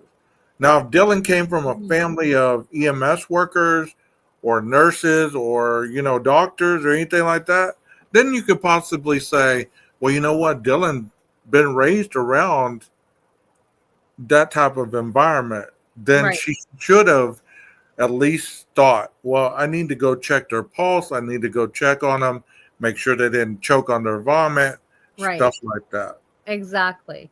Yeah, but we don't know what stage, frozen shock phase, was she perhaps, but just not in how people are portraying it. Like she wasn't just standing there frozen in shock. Like her whole mental and her whole way of going about things could have been a shock phase, is what I'm thinking too, because like I don't know, the whole like Instagram, she must have been like nonstop, and we don't know what the behind the scenes was like. Like we don't know whether or not she was freaking out, going on all Instagram, and that's what all that stuff is. Like she's going on Instagram trying to reach Xana, trying to reach Ethan, trying to reach, we don't know everything that, and we don't know like even Bethany calling her dad and her family, like advice. I don't know. Like we don't know that yet. And we don't know what their headspace was in. They were obviously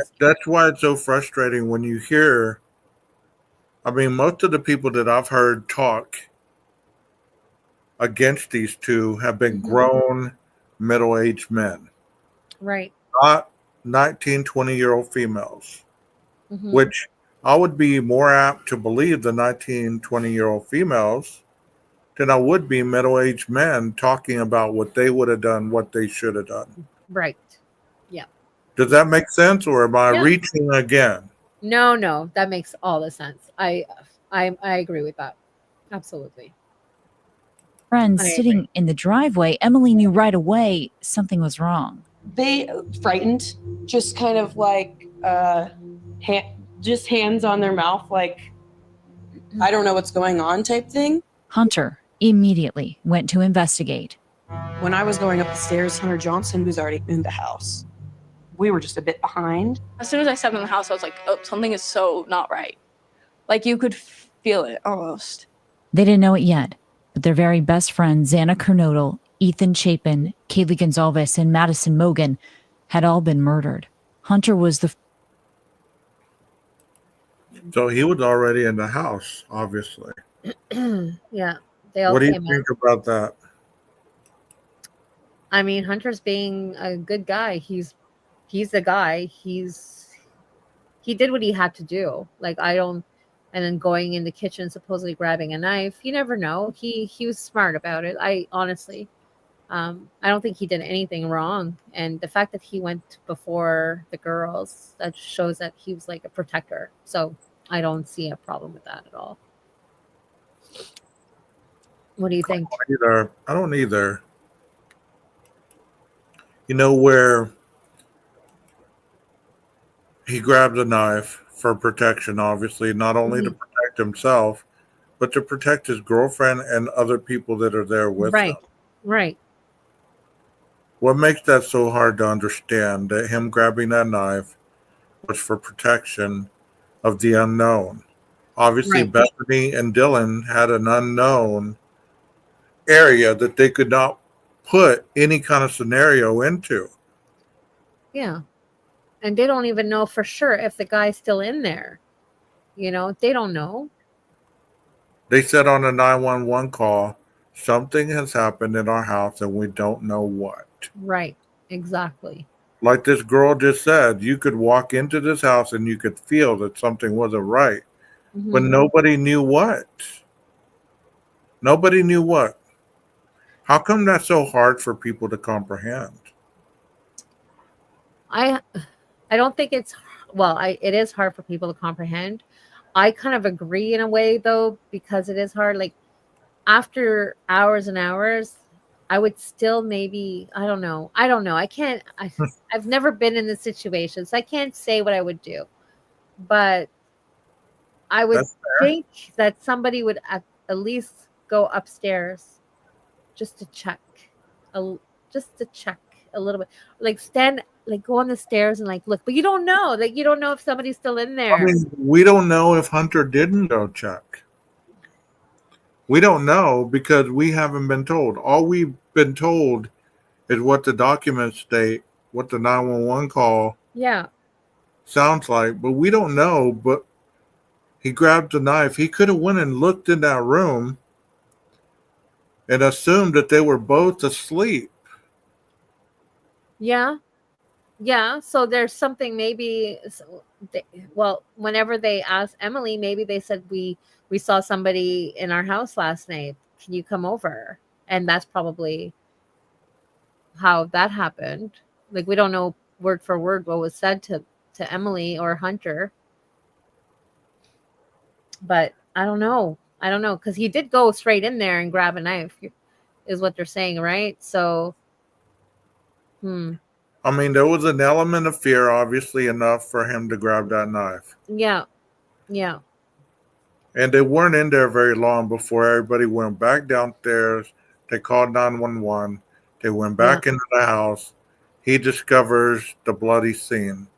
I mean, we don't know how far he went down that hall. He could have been standing midway and just looking in the room and saw Xana on the floor. That's it. You Yeah, get what I'm saying? yeah.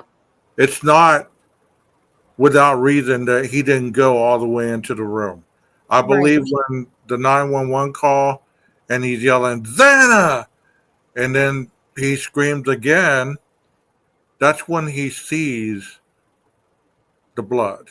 Like if there was, that's when he actually is capable of seeing and registering what he's seeing.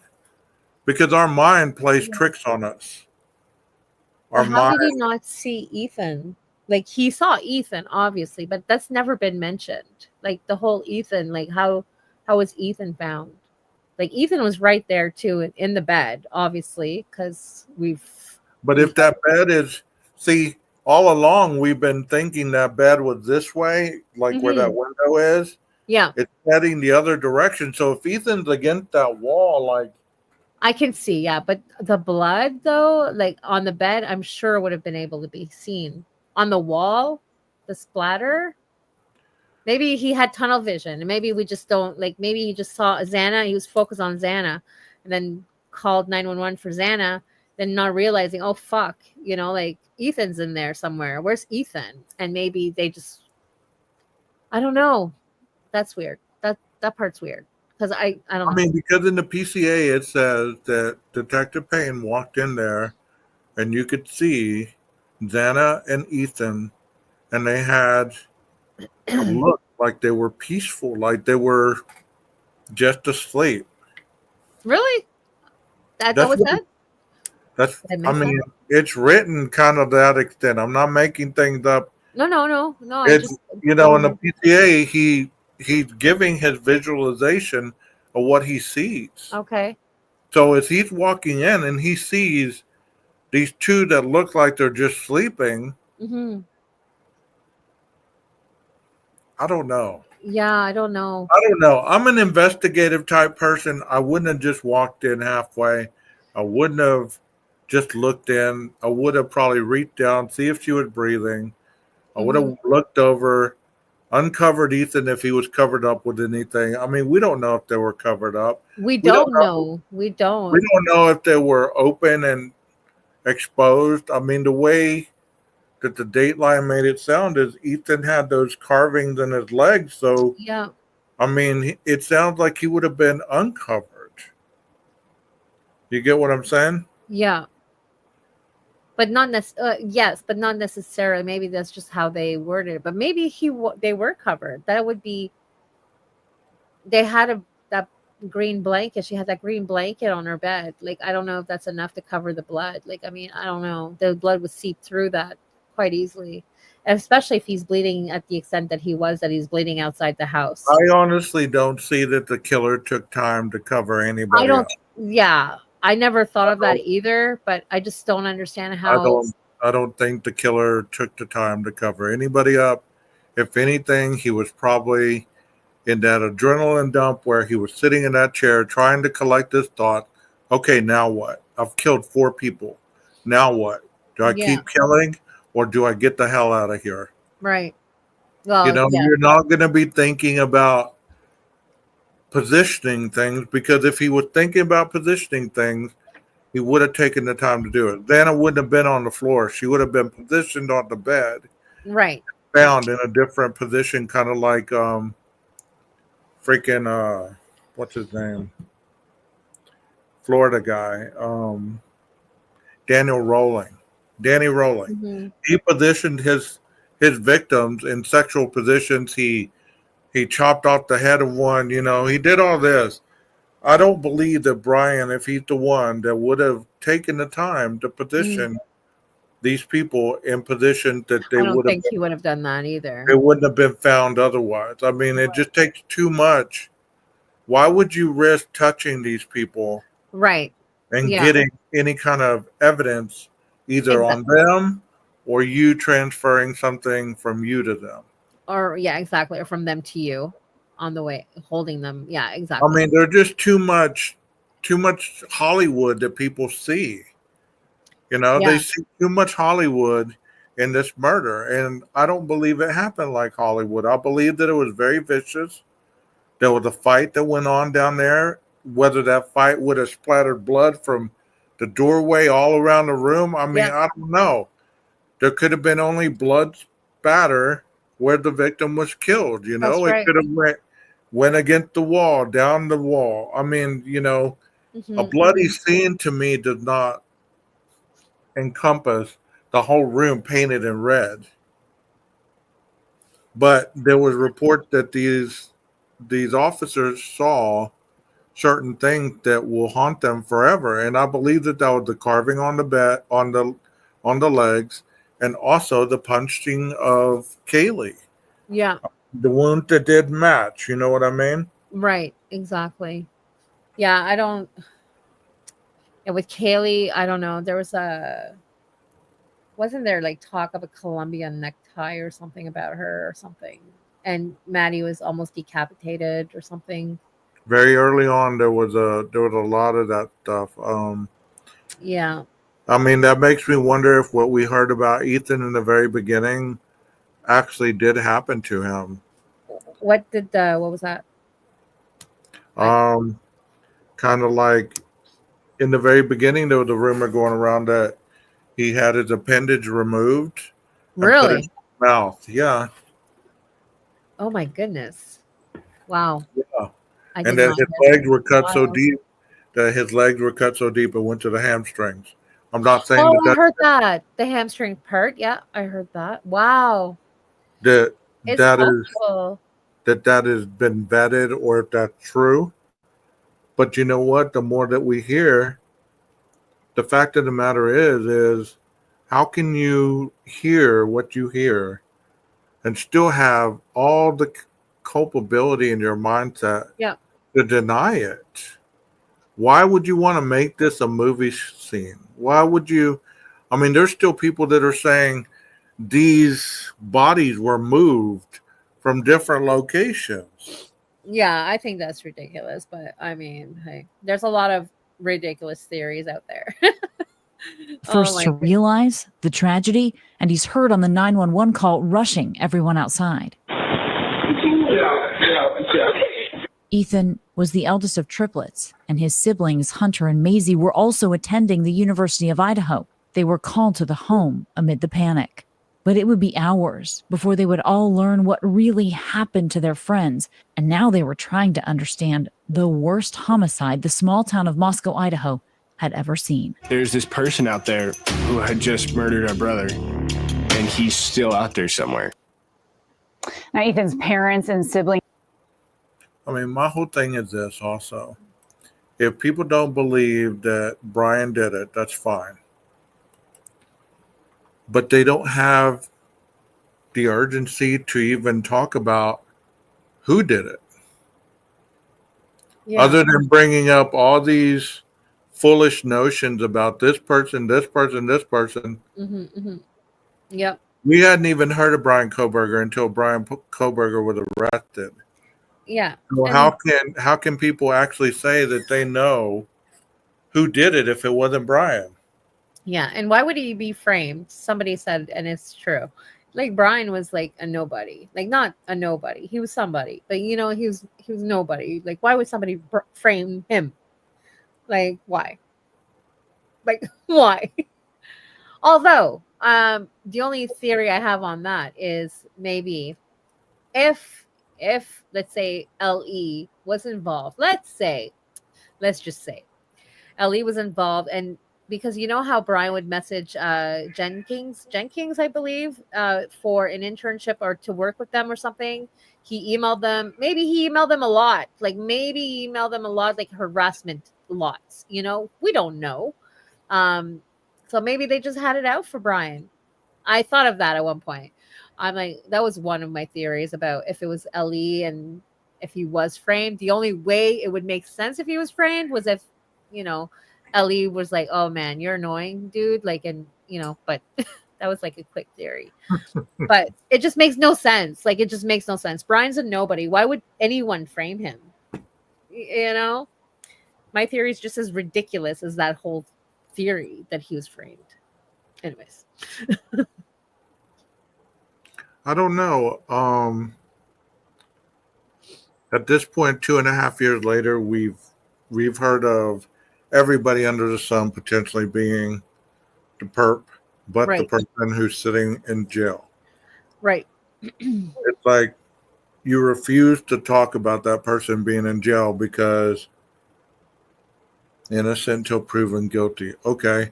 But Mhm. that doesn't mean that he's innocent. Right. Oh God. Okay. Yeah. Yeah.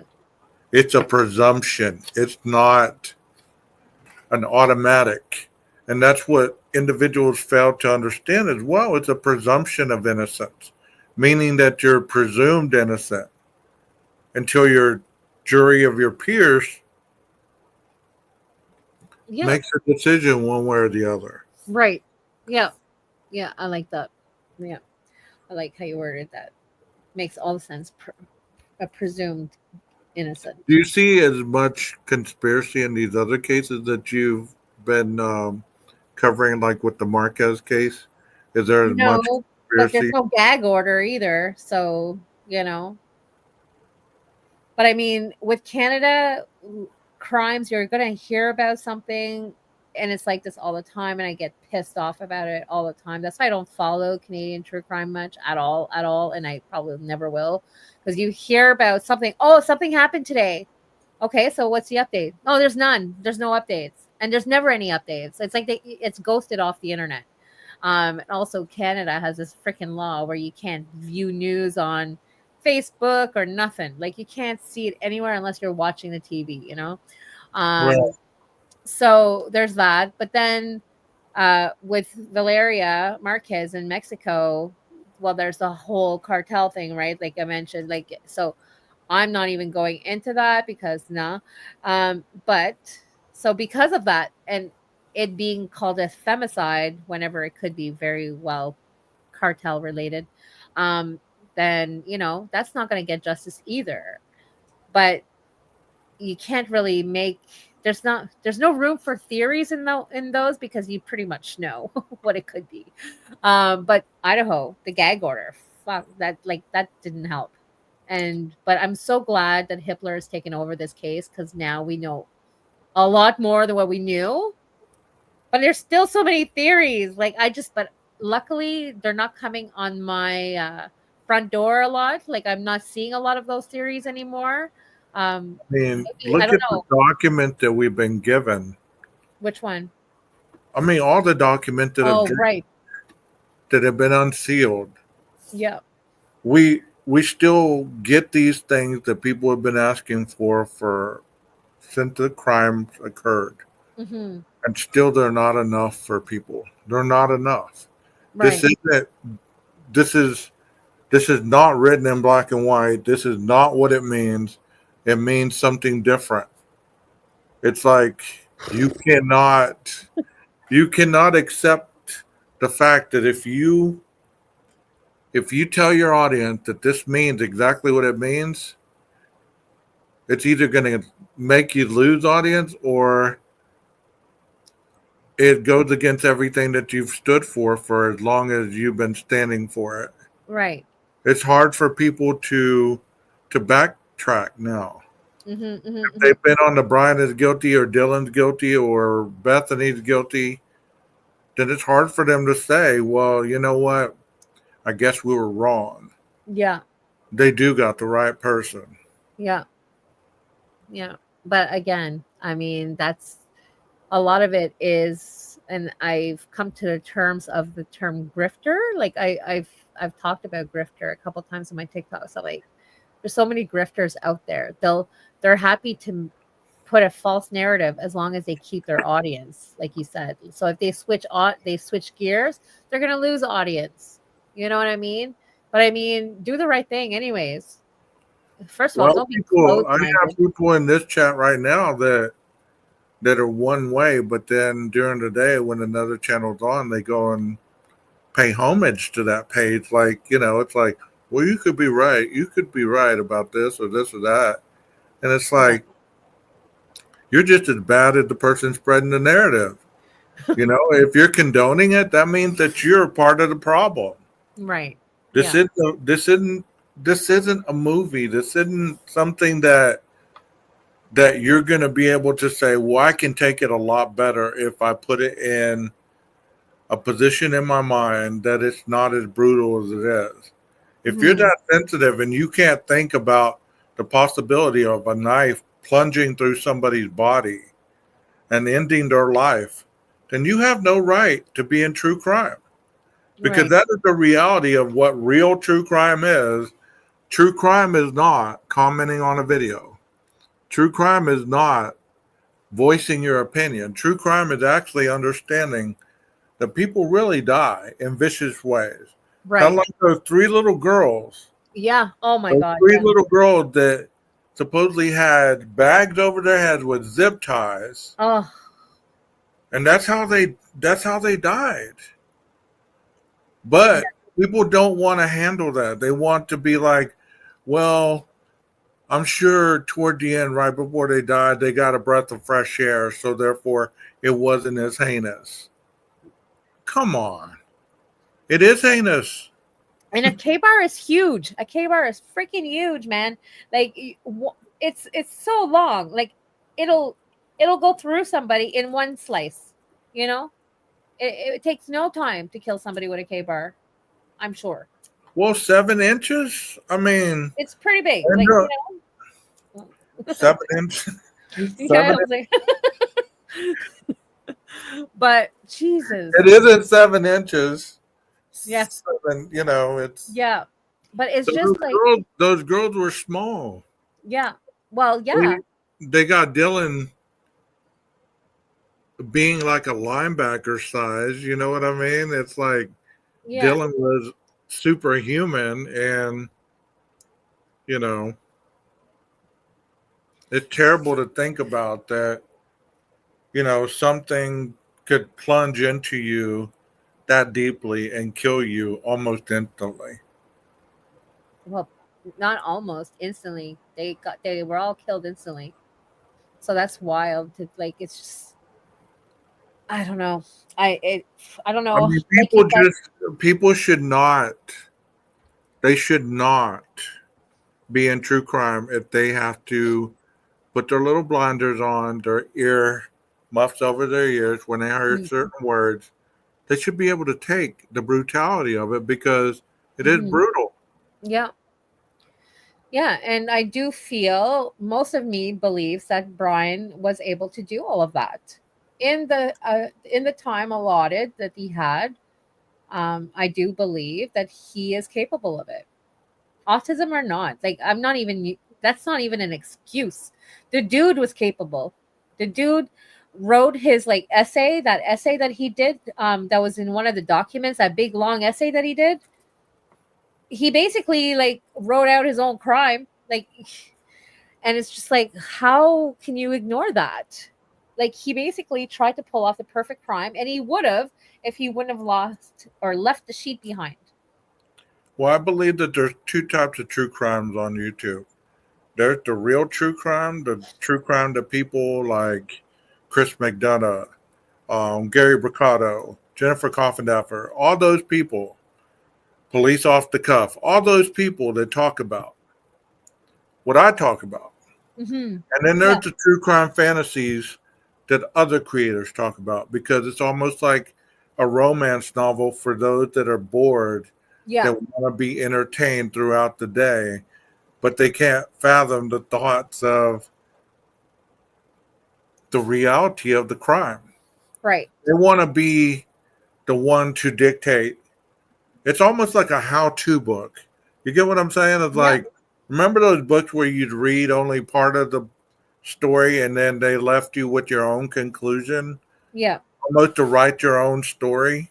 Yeah. That is what it is like on YouTube and that other avenue.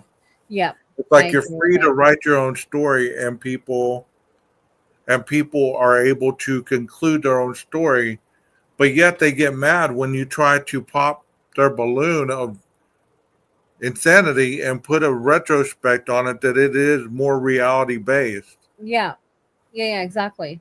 Exactly. Because I don't know. like you said that word, grifter. There's grifters in TikTok. There's a no, they're mostly out here on YouTube. Hi. Oh, my cat. On YouTube? Yeah, they're mostly here on YouTube, the grifters. So what's your definition of a grifter? Oh, it's just somebody giving a false narrative and having everybody believe it, even though it's not fucking accurate at all. And then having like, And they're able to do it with a straight face. yes. With a straight face. And then they have the audacity to call everybody else, like let's say me and you and everybody, morons or something, because we think the logical freaking way, and because we don't go down these deep. Like, I mean, I can't say I never went down rabbit holes, like, but I never went down the tunnels. The what else? Oh my god, the Fight Club. Never went down any of those. Like, there was no. They're still talking about that stuff.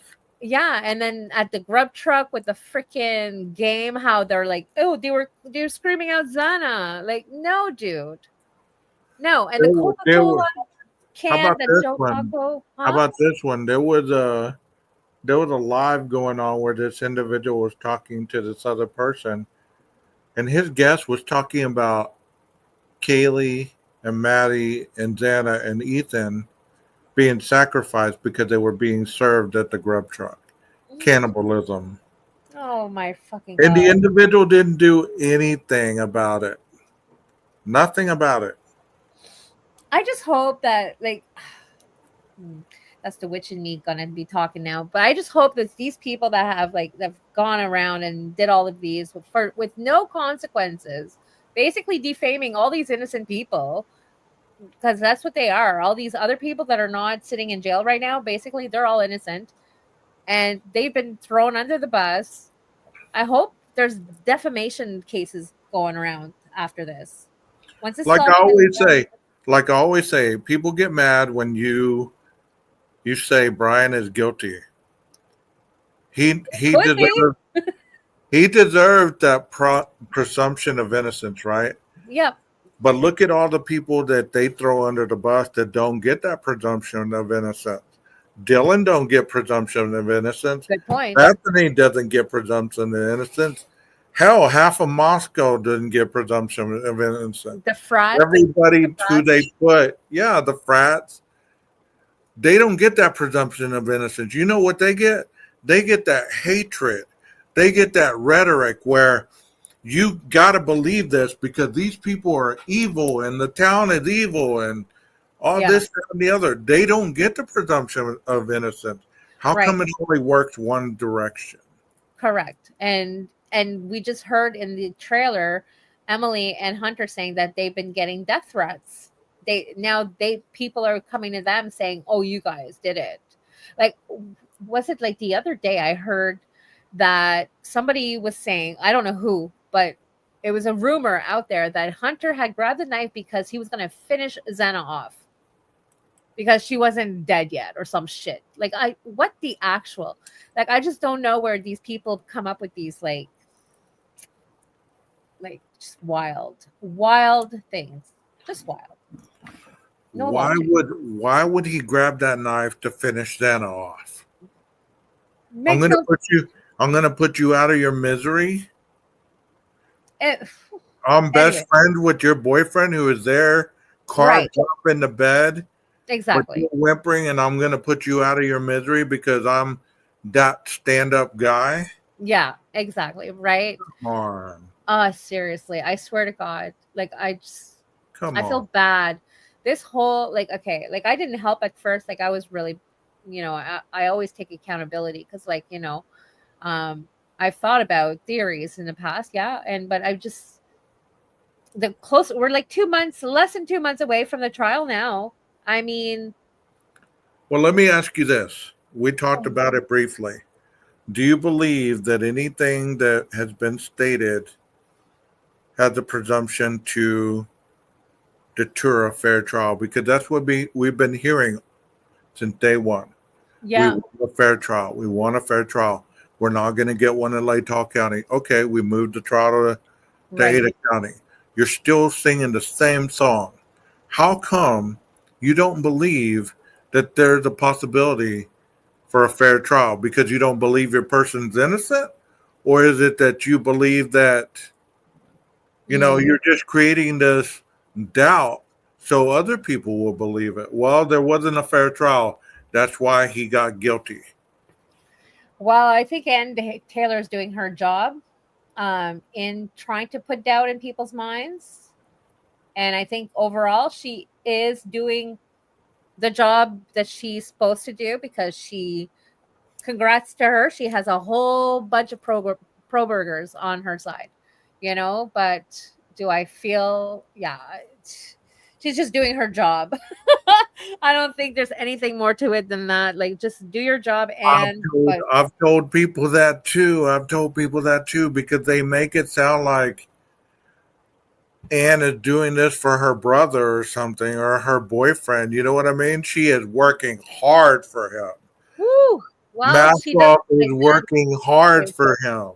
Yeah. Bro, this is a job. Yeah. Bill Thompson does not have it out for Brian Kohberger.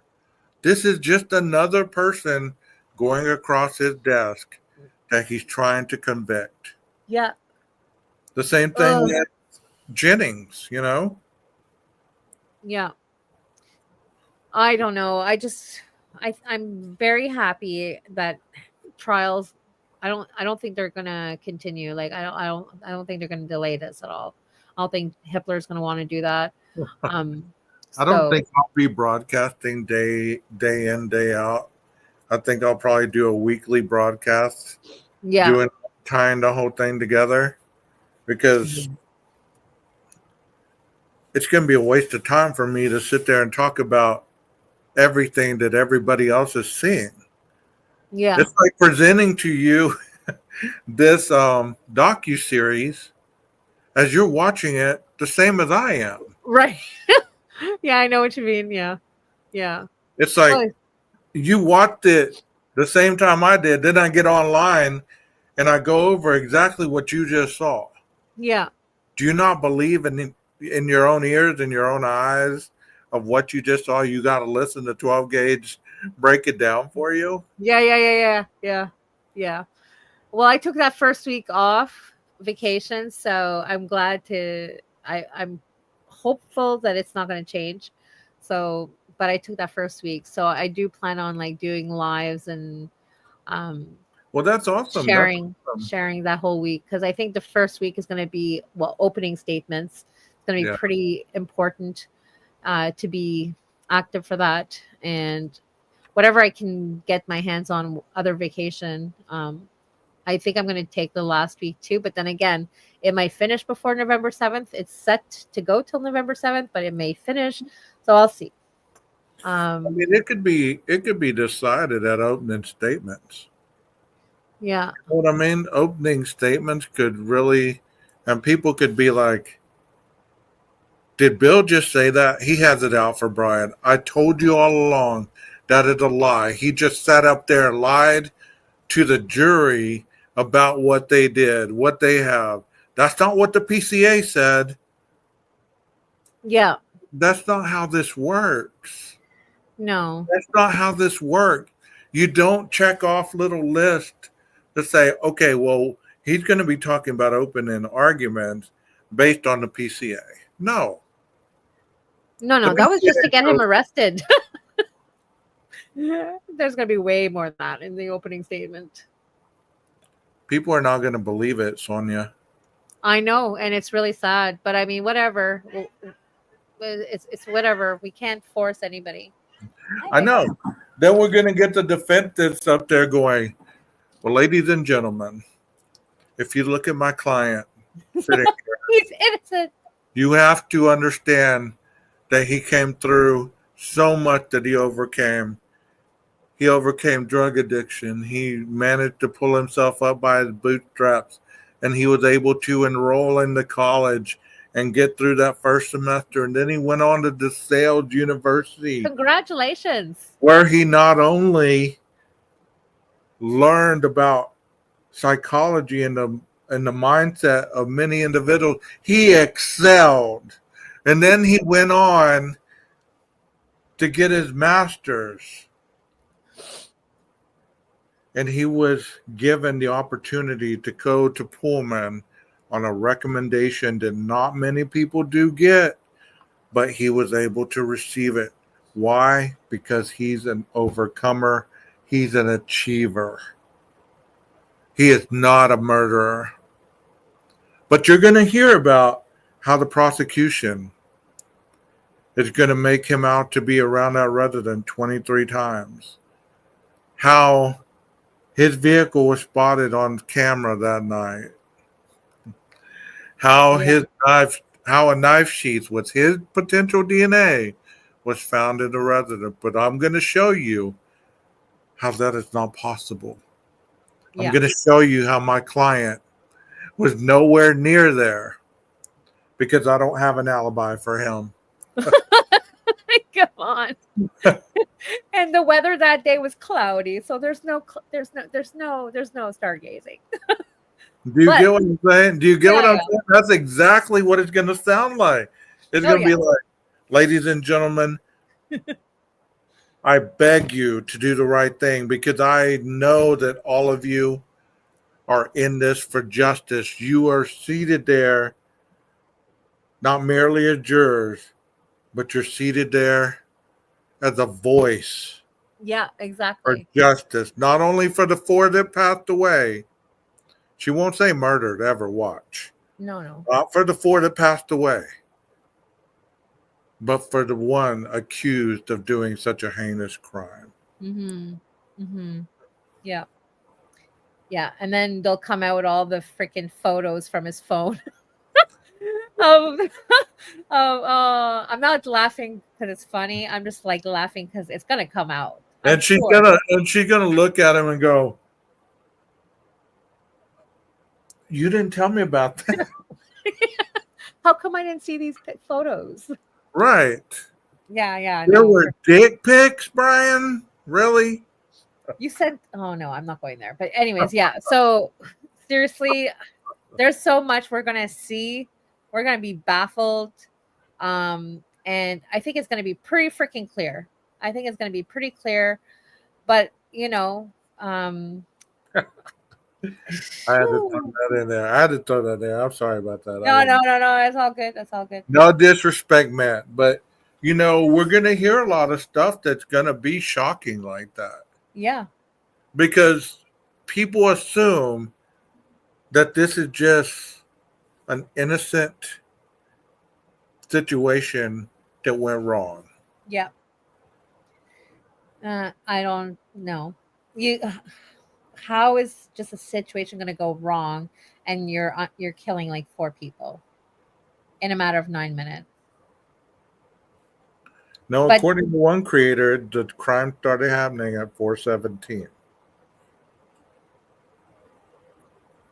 Well, no, because there's no way it started at 4:17. Well, they have it down to an art. Yeah, no, I know who you're talking about. At 4:17, this crime started. Yeah, no, I There know. was no other evidence before that support the crime being committed because of because of Dylan's recollection. You know what I mean? Yeah. Yeah, I don't. But there's definitely. I'm just really curious as to what they're going to use from the Linda Lane footage, though, because it is part of evidence. I don't know what they're going to use from that, and the timestamps that they're going to use from that. There's a lot that I'm just wondering in regards to all their evidence and the videos and stuff. And I don't know if you've been keeping up with any of my videos or any of my thoughts, but I've been fixated on the 9/12 to 9/21, the daytime when when he supposedly came back to the residence. Yeah. I've been fixated on that because if he took the same route he did at 2:54 in the morning, then there's going to be those cameras that saw that video Twice. Yeah. but it's going to be during the day because it's daylight. True. So Might get clearer pictures. yeah. So those blurry photos that people say we don't have a clear shot of the car, it's only black and white, infrared crap at night, you know. Well, I believe that there's some daytime photos and it's clear. There's got to be. There's got to be. If you there has to be. That's a good point. I never thought of either 12 gauge. I swear I never thought of that. What you just said. There's got to be daytime pictures of him going back. And there's not many ways. Like I'm sure there is. You can take Taylor. There's a lot of ways you can get there. Think about this. There's only one way into residence, right? The neighborhood. There's only one way in. From there, yeah. That camera was still at 11:12.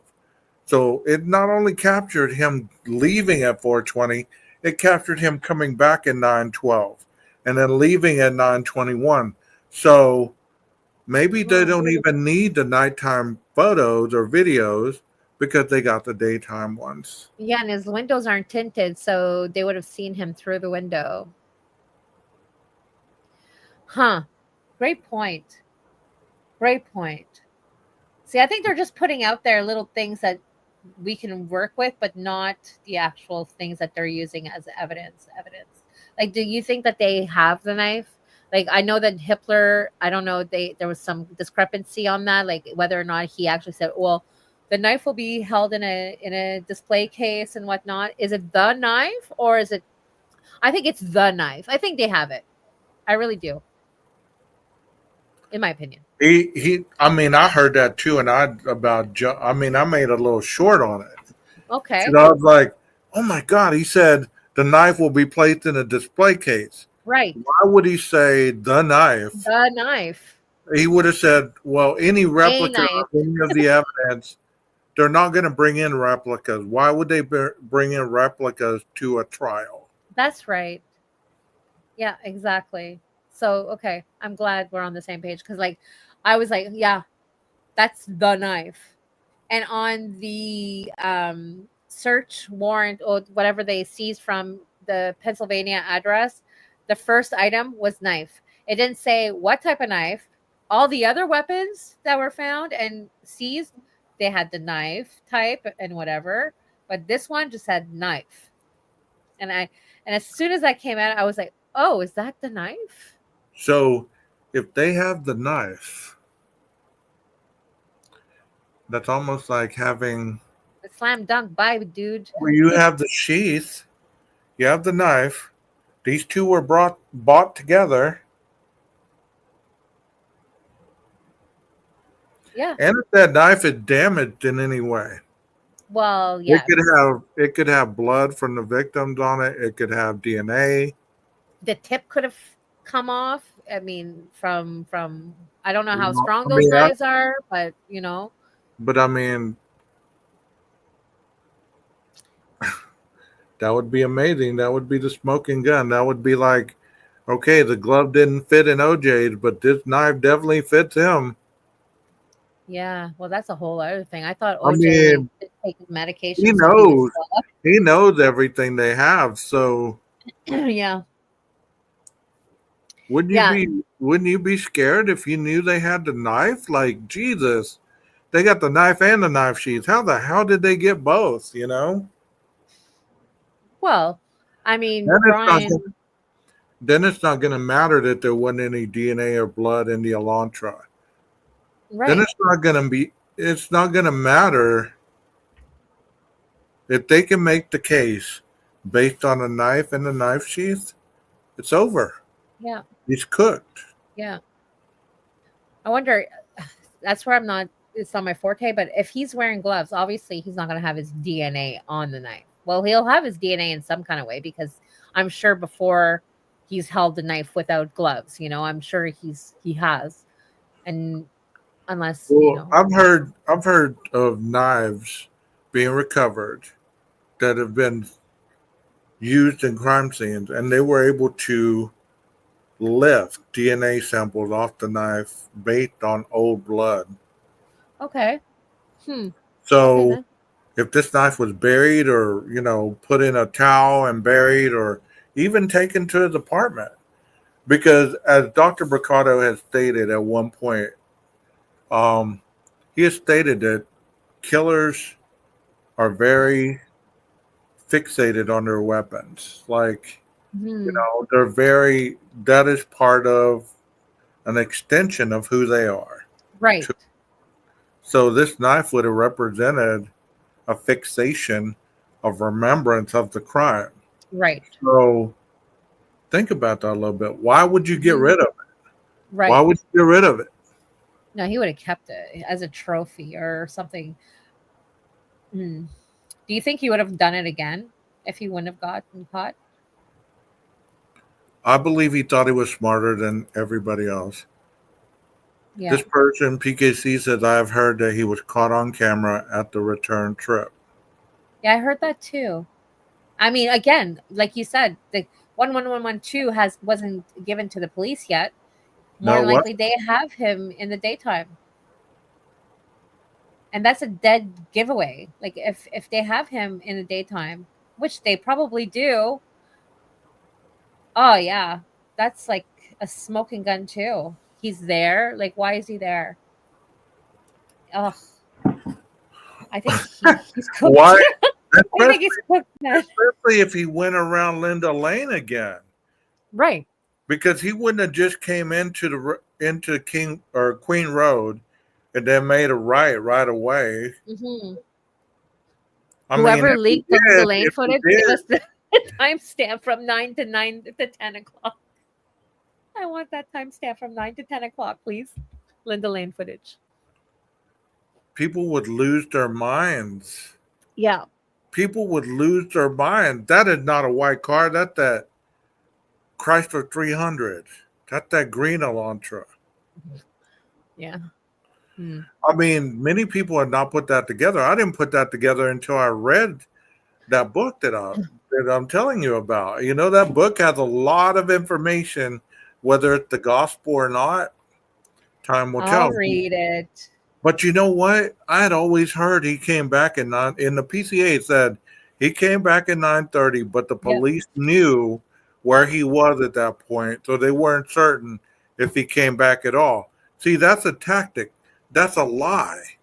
They lied on purpose. The police are allowed to lie, whether people believe that or not. During an investigation, they don't have to tell the whole truth. No, of course not. They know what it is. They're like 10 steps ahead of everybody. They've always been at least like that's just the way I see it.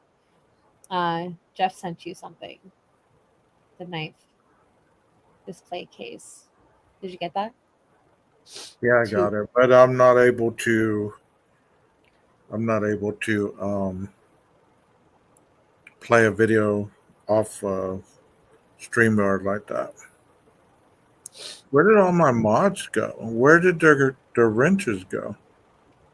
They're not in blue anymore. Who? I don't know. I have that video on my page, Jeff. You can just pull it up. I made a short of that. So Oh yes. you can just go to my shorts and play I think it. I did a TikTok about it too. I think you did, because I was like, oh man. I think everybody heard that and they were like, what? Did he really say what I think he said? Yeah. Yeah. I don't think it was a Freudian slip. I think he meant, well, the knife will be in a display case. Why would it not be? Yeah. And like you said, like if it would have been a replica or something, I think he would have said that. Hitler looks like to be like a really good judge. So I don't think he would have like messed his words up. I mean, why would you bring a replica to a murder case? Right. Well, to show maybe the jury, this is what it looks like. We can't find it, but this is what it looks like. Maybe, but I don't know. Yeah, we can't find it, but this is what it looks like. Hmm. Here we go. Physical object exhibits, work with the marshals on getting them in the courthouse. So, for example, if it's something that's going to raise alarms at the security line, such as, I don't know, a knife, make sure you've got the aid of security in advance to get through that. The TCA can direct you to the marshal service and who to talk to there. We tend to use for dangerous items like guns and knives, a display box that the item would then be locked in to display to the jury. And so that can go to the jury without fear of an accident happening. I don't think there are any guns in this case, so I'm not as worried about that in terms of those being pointed at anyone by accident. But in terms of the knife, will probably be in a display case. Yeah. There we go. Yeah. So I think they found it. But I don't understand why they would keep it from people, though. Like, that part, just don't understand, but whatever. Even if it's a replica, what would be the point of bringing a replica?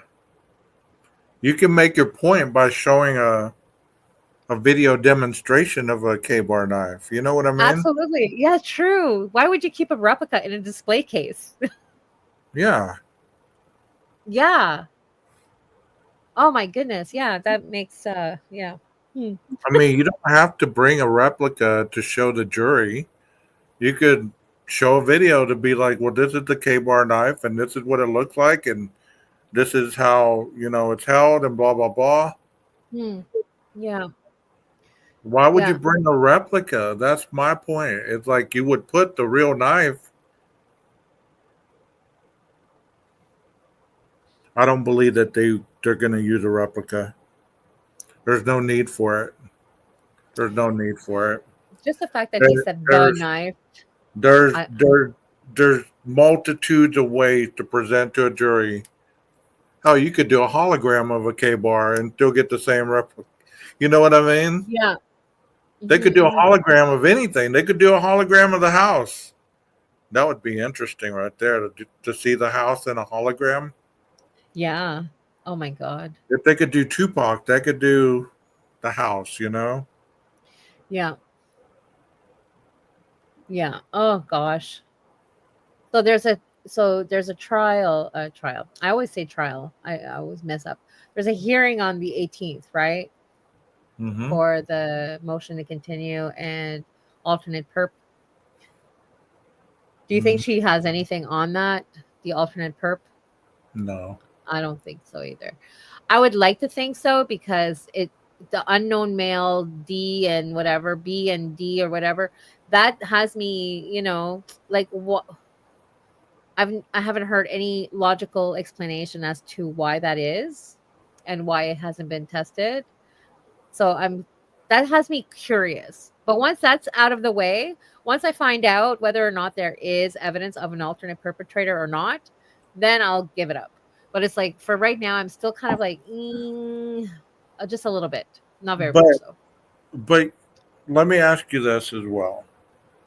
If you were going to bring in an alternate perpetrator based on your investigation, what could you have found that could place this person as being more culpable of being the murderer than Brian Kohberger?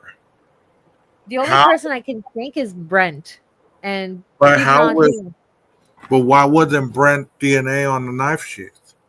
Why wasn't Brent DNA found anywhere in the home? Right. Because it's unidentified DNA, meaning they don't know who it is. So if you're going to bring in somebody, that's why the judge was saying your first copy was very non-specific. It was almost like speculation.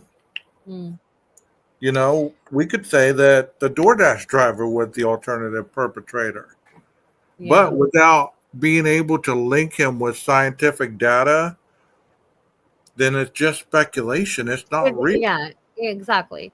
Exactly. But there's a lot of connections, and there's a reason why, in my opinion, the judge said he was about to say Kopaka in one of the hearings, and he said Koberger after that.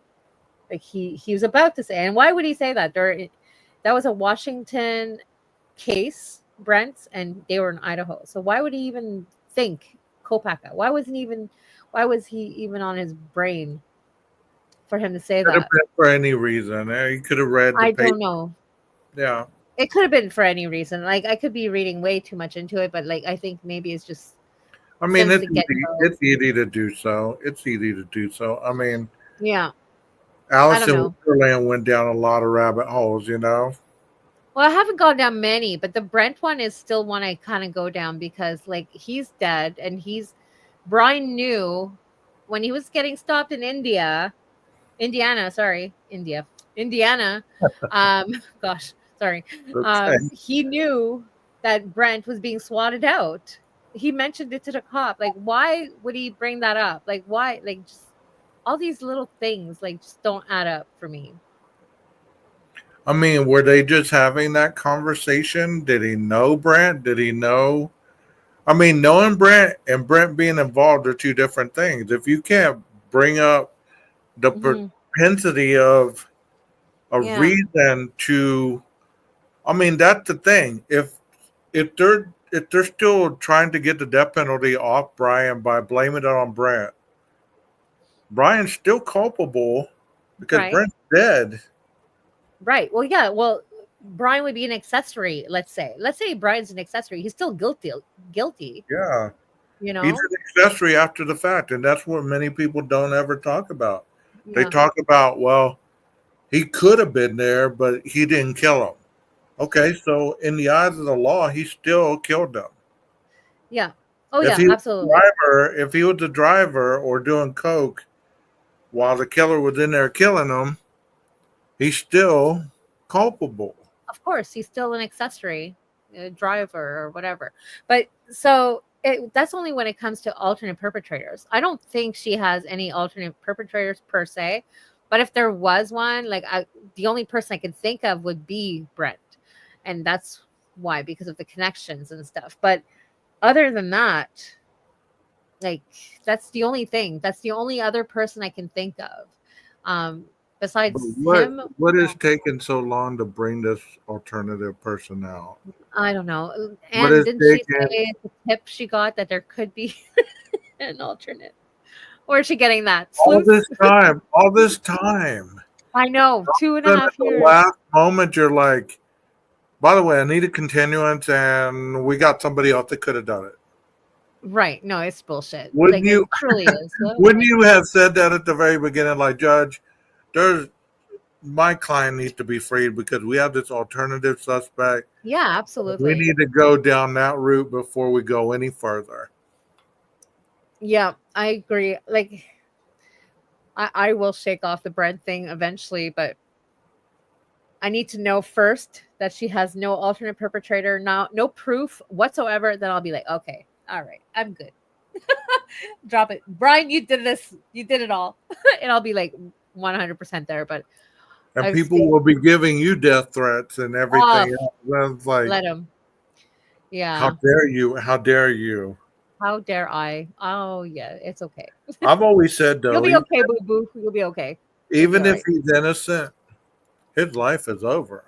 Yeah. People believe that if he gets out, he's going to have a life of grandeur and everything else. Yeah. Do you really think that OJ had a life of grandeur? I don't. After? No, I don't think so. No. It's haunting. It's haunted him probably his whole life. So I don't know. Karma's a bitch. Yeah. Yeah. It really absolutely is. And for a lot of people, whether it be creators, whether it be Brian, whether it be future Bryans, you reap what you sow. Mm-hmm. And nobody leaves this planet without paying. That's right. That's right. You know, yeah. so he could claim to be innocent all he wants. Him and another person know he did it. And, you know. Yeah. Oh, God. I just. I can't wait to find out like more info. Like I want to know everything. Like I'm just like we've been so invested in this case since the beginning, right? It's relieving I for mean, I'm sure. it'll be a letdown after all this time if it's a technicality or. Oh no, don't say that. Don't put that in the universe. You know what I mean? Yeah. Yeah, I know. Oh, like the Brady Giglio, whatever the hell that's all about. Well, there's none of that. If there Well, is, if there is, that doesn't get exposed till before the penalty phase. So we're not even going to hear about that until before the penalty phase. okay. Okay. So that's whenever that gets assessed. Because if there is any, then that'll determine, if the death penalty could be possibly reprimanded into life without parole. You know, Yeah, yeah. but who would want to go to prison for the rest of their lives at 30 years old? Exactly. Hmm. Well, we'll see, eh? We'll definitely see. Well, all right. So, I've really enjoyed it. I've really enjoyed it. Thank you so yeah, much. me too. I had so much fun. It's been a while. Like I know we kept missing each other, like in regards to that. Right, Like, right. well, I'm glad we caught up and did this. I'm so happy. I Especially, it was mean, good you're timing. more than welcome to come up anytime. I mean, Yeah, and I'm gonna have like I have my StreamYard all set up too. I just need to like I think inviting somebody up will be different for me. So I'm gonna try it one maybe the next time you'll come on mine. all right, that sounds good. Just I let don't me have know. any mods though. I don't know how that works. Like maybe you can like let me Well, know how to let me give you a bit of advice. Don't get any mods until you have more than probably 20 people in the chat, Yeah, okay. because then you'll just have mods. Oh right. Because you won't have regulars, and you'll be like, okay, my mods are here, but nobody else is here. It Right. makes it looks kind of weird. But I've really enjoyed it. Is there anything that you want to say to the chat before you leave? I mean, Well, thank you. you can Well, promote anything, your TikTok, your YouTube, whatever. I'm not big into like promote. I don't do that too much, but you can follow me on TikTok if you want. It's the same username. Well, Sonia Dee 78 um altogether, and I'm there all the time. I focus on certain cases right now. Lily and Jack Sullivan from Canada, Valeria Marquez from Mexico, although there's not many updates on that, and then obviously Idaho 4. There's some cases I don't follow, so I don't follow the Decker and just some. I just go with what my angels guide me to, basically. Right. I don't follow all the cases at all, but I do watch them. So, but you can follow me there. You can follow me here. But other than that, I'm not a big hype myself person at all. So I'll leave it with that. But yeah, Well, thank you for having me. I really, really appreciate it. It was really fun. It was really you know, good. It was good to get sometimes your you have perspective. to hype yourself up, you know? Yeah, I know, but I just nah. I'm nah. Not really. I don't go overboard with that kind of stuff. But Right. yeah, so I really, really had a great time. We'll have to do this again. Absolutely. I had a good time. It was really nice to hear your perspective, somebody else's perspective, and hearing your opinion on a lot of things. A lot of things you talked about that I was like, oh yeah, okay. I'm not the only one thinking the same. So I'm glad. Right. And I'm glad we got to see Xana's room. Whether or not it was a remake, I don't think it was a recreation, but I'm glad we got to see that. And maybe Right. we'll link up after like that comes out just to get each other's like thoughts on it. That sounds good. That sounds good. I'm open for Yeah, that. for Well, sure. you All have a right. good night. You have a good night. You too. Good night, everybody. It's like 11:30. It's bedtime. All right. Bye, guys. Bye bye. Well, there you have it. I hope you guys enjoyed our presentation tonight. And like I always say, this is the opinion of the channel. This is the opinion of myself. And it is the opinion of Sonia. And, it seems like we think a lot alike on a lot of different things, even though there's some areas that, she still wants to be shown a lot of different things. And like I presented, guys are different. Guys want to know what they want to know. They don't want to really dig into so much stuff most of the time. But once again, thank you so much for being here. If you're on the replay crew, make sure that you leave some kind of little note to let us know that you've been here. If you have any questions for the next live, be sure to leave that in the comment section. And don't forget to hit the like button if you enjoyed it. And if you didn't, give us a little critique. It's always appreciated. Because how do you grow if you never get any kind of feedback like that? As long as it's constructive. Y'all have an awesome night. Have an awesome weekend. I don't believe that I'm going to do any live this weekend, but it could change. I'm in the last stretch of finishing up. Almost done with my schooling, so I got some papers I need to finish up, and obviously that's more important than YouTube. Maestro, cue that music.